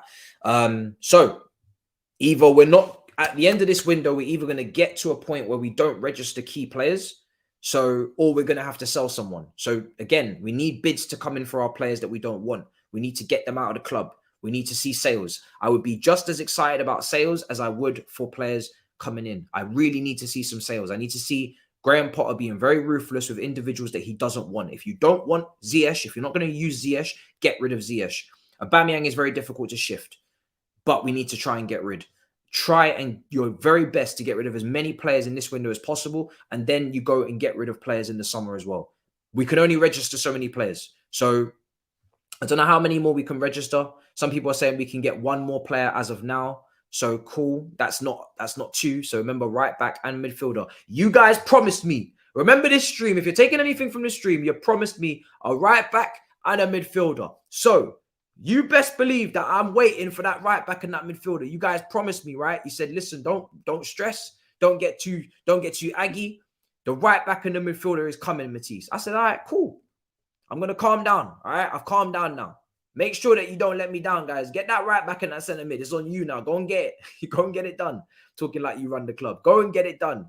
Because we need those two positions. I'm not watching Aspilicueta at right back for the rest of the season. I'm not. I refuse. So we need to go and get that done. And that means 2 players. So that means we need to get rid of it. Minimum 1 player because we've only got 1 position left. We need 2 players. So yeah, someone needs to get the hell out of here. Let's see what happens. Let's see what happens. Brozier's injured for the whole season. He'll get removed. Okay, that's good. That's a good point. That's good. That's good. Good. Ziyech will go now. Hopefully. Well, listen. Hopefully, because you know, if he's not part of it, which I don't think he needs to be, then he needs to leave. Okay, cool. Right. I don't think anything else is coming out. Chelsea presented their project to Mudryk and told him he would be a starter immediately. Mudryk said yes, medical tomorrow. So that's from Fabrizio. Chelsea have presented the project to Mudryk and told him he would be a starter immediately. Mudryk is coming in to start football matches immediately. So just know that he is not going to get time to acclimatize. I mean, he will because obviously we're 10th and there's no pressure. But he's coming in to start, guys. He's coming in to start. He needs to start. We're absolutely horrendous up there. So yeah, you better believe you're coming in to start. And let's see who gets dropped. You know, let's see who gets a rain check. One thing that I will say that I'm absolutely buzzing about this transfer. The one thing that I will say that I haven't said that I'm buzzing about this transfer is the fact that it means pressure for certain players that have been playing on default, that have been playing by default, players that have been playing just because there's nobody else to play. This transfer, as well as Felix when he comes back, it means that those players don't have to start. And that is a beautiful thing. That's one thing that I'm very happy about. You want excitement? That's one thing that I'm excited about. Because it means now that they have to actually find it within themselves to perform, to actually do something with themselves and not just come onto this pitch and disgrace us every week. So great. Keep that coming, but make sure you do that in the other positions as well, because we desperately need to be benching quite a few players. We've got a new centre-back from Monaco. I expect him to be benching Koulibaly in the next couple of matches, if not the next match. If you want a little bit of preview taster to Palace, I don't want Koulibaly starting. He's been poor. Bench him. Let's get the new centre-back in. Right back. Get a right back in so Aspilicueta can get benched. In terms of the attack, people are going to get benched. There's attackers coming in left, right, and center. So let's get it done, man. Let's get some people benched, and then we go from there. Check Chelsea's latest tweet. Admin needs to be sacked. This has been hilarious, man. What a stream this has been. Now the admin's having a bit of fun, innit? It's just moving like a madman. I don't know if they're the same admin for Instagram and the same admin for Twitter, but yeah, I've seen that tweet already. The eyes and everything, it's just nuts, absolutely nuts. And on Instagram, that is the highest level of trolling I've ever seen in my life. I've never seen this level of trolling before. Like genuinely, this guy this admin has literally put Mudryk in the bio. And I do think that's a bit excessive. I think that's a bit over the top. Like, we haven't signed Messi. We haven't signed Ronaldinho. We haven't signed, I think that's a bit much. And it is funny, but let's not become a banter club. The results are already banter enough. Let's get back to winning shit. Do you know what I mean? Because, in the long term, obviously, it's not going to be done overnight, as you know. But let's get back to actually flexing trophies. I don't want us to become one of these clubs that flex merchandise like Man United when they were going through their whole, they're going through their whole phase of commercializing every single thing, flexing signings. Like, let's flex trophies, man. Let's flex trophies, please. Let's please flex trophies. That is more than you can believe. Very important that we just flex the right things. Okay, so yeah. Right. Let's see what else is going on. I think we've basically come almost to an end. This will be the only piece of content coming out outside of I'm extremely tired. We got a lot of streams tomorrow. I was gonna do obviously the Mad versus members FIFA stream later on today, but this has happened. And as you can see, that has changed the plans because I am a human being and I cannot come back on here and stream for another 2 hours. It's not possible. Like, genuinely, I will collapse. Tomorrow, we've got 3 watch-alongs. We've got Chelsea versus Palace. We've got Arsenal versus Tottenham. And we've got Real Madrid versus Barcelona back to back to back to back. So I need to have energy for that. And the review. The review will come out, obviously, as a video as well for Palace. So we got 4 uploads tomorrow. And Roundabout will come out on Monday. And then we go again as normal. So I'm going to park the rest of the content for today that I was going to do because this has been not part of my plan whatsoever. I did not plan for this. And Chelsea have literally, they've just completely shattered me, put me in a mad position. Can't plan nothing with this club. So the members versus Mad stream will happen next week. Don't know when, have to do my schedule, but it will happen. Do not worry. It just needs to be pushed back because I'm not really trying to play you lot in my current energy levels because I will get smoked and nobody wants to see that. I'm sure you do, but nobody wants to see that. I don't want to see that. I don't want to make excuses. When I play you lot, I need to be at my top form. All right, cool. A couple more. We could have had a couple more dollars. We could have had Enzo. We're still getting the PSV player. I don't know. I don't know what's going on. I don't know who we're getting. I don't know if we're getting the PSV player. I don't know if we're getting what. I don't have a clue. I don't know if this affects. That's the thing. Does this affect the Thuram deal? Does this affect, the winger from PSV? I don't have a clue. I have no idea. Absolutely no idea. So, yeah, no idea. Hopefully we get the right back. I don't really care about the other 2 attackers. The first attacker that I spoke about today on my video, we're going to wrap up very soon, probably in a couple of minutes. The first attacker that I spoke about today in the video, if you want to check that out, much shorter, easy to digest. He's got a massive injury record. Massive injury record. He may have talent, cool, but he's got a lot of injury concerns, muscular injuries. And yes, we may get a new medical team. We may sort out our injury situation, but bringing in injury-prone players is something that I don't really want us to do because, of course, we have to fix them, and we are not good at fixing injury-prone players at all. We actually create injury-prone players. I don't want to see more players on the sideline. So anyone who is got injury issues, I'd rather stay away from them and just go and get attackers, even like Mudryk, who don't have any alarming injury concerns. So that's better to go for a player like Mudryk than to go for this player at PSV who's got injury concerns. So I don't know what's going on there. And obviously Thuram, we spoke about a couple of days ago, his contract's running out. This is kind of making sense as to why Felix believes in the project when he signed. I know he's on loan, but that's maybe why Chelsea are confident they can get a deal done, and maybe why Felix might want to join us in the summer is because this project does look exciting. It looks crazy and chaotic, but with the young players that are coming in outside of the window in the summer, just don't worry about that. That's a different conversation. The young players we're bringing in this window, it is exciting. And that's why long-term, hopefully, we will get ourselves back to where we should be. So, yeah. What else is there? Let me scroll down.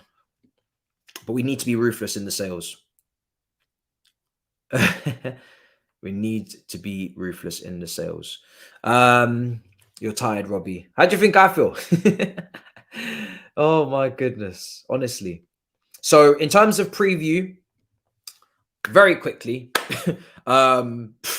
tomorrow we need to win. Tomorrow we need to win against Palace at home. It's very simple. We need to win the match. I hope he starts Carney, Chukwuemeka. I hope he starts him. I think he deserves to start in that front three. Whoever is part of that front three, Ziyech, you could maybe put in there. If you're selling him and he's not part of it, then okay, it doesn't matter. But please start Carney. Please start the Monaco defender, Badiashile. Please start him. And please, if you can, if Zakari is fit, I don't know, then God help us with the midfield.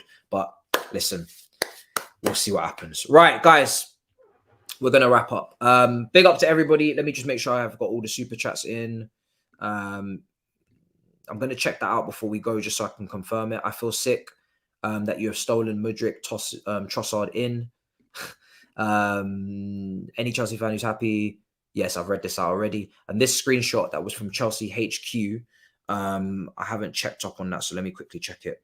Appreciate the super chat from you as well. Chelsea HQ, what is that? Just the app, yeah, of the account, Chelsea HQ screenshot. Oh, there it is. No, follow. No, that's not it. He's got quite a few screenshots. Mudryk is obviously in the story. Yes, I see that as well. Don't see any other screenshot. Maybe I'm looking at the wrong account. Probably am. But yeah, I mean, he's probably deleted it now anyway, so Mudryk is not going to still have that up. Quick final check on the socials. Chelsea, as we said, I mean, I don't know. Is there an announcement? Oh, it was photoshopped. Fair enough. Nice stream. Thank you. Statement. Where's the statement, guys, before we wrap up? What statement? Chelsea have put out a statement. Haven't seen anything from them yet. Mudryk, I've seen nothing from him on his socials. So nothing from Mudryk. Chelsea have been all over it on their socials. Shakhtar have been all over it on their socials. Nothing from Mudryk, guys. So Mudryk is yet to say anything. And Chelsea statement, I don't see it. I don't see it. Go to the app. Okay, the website. Okay, cool. So that's fair enough. So the website is so the statement is, oh, there it is. Okay, so the statement is transfer news. Chelsea are discussing the transfer fee with Shakhtar. Deal should be agreed. Okay, once it's on the website, like I said, once it's on the website and once it's in bios and shared on stories, it should be done. So I'm not expecting to have any drama. I'm not expecting to have to come on here and tell you that Arsenal took him in the last minute, because it seems like they're not going to do that. So, right, big up your damn selves. I'm going to go pass out somewhere. I'll see you tomorrow. All of the streams will be scheduled tonight. They'll be put up publicly. Check the channel at 10 o'clock. Check the channel at 11 o'clock. There will be streams. There will be watch-alongs. It's going to be a mad day tomorrow. I'm buzzing. Very excited. There's a lot of football, big games. All of the games should be great. And there's a lot of stakes. And of course, Mudryk, I'm going to give you that video. So let me go and do my research. Big up your damn selves. Subscribe if you haven't subscribed. Smash up the likes. And I'll see you guys in a bit. Big up your damn selves in a bit, people. Peace. Perfect.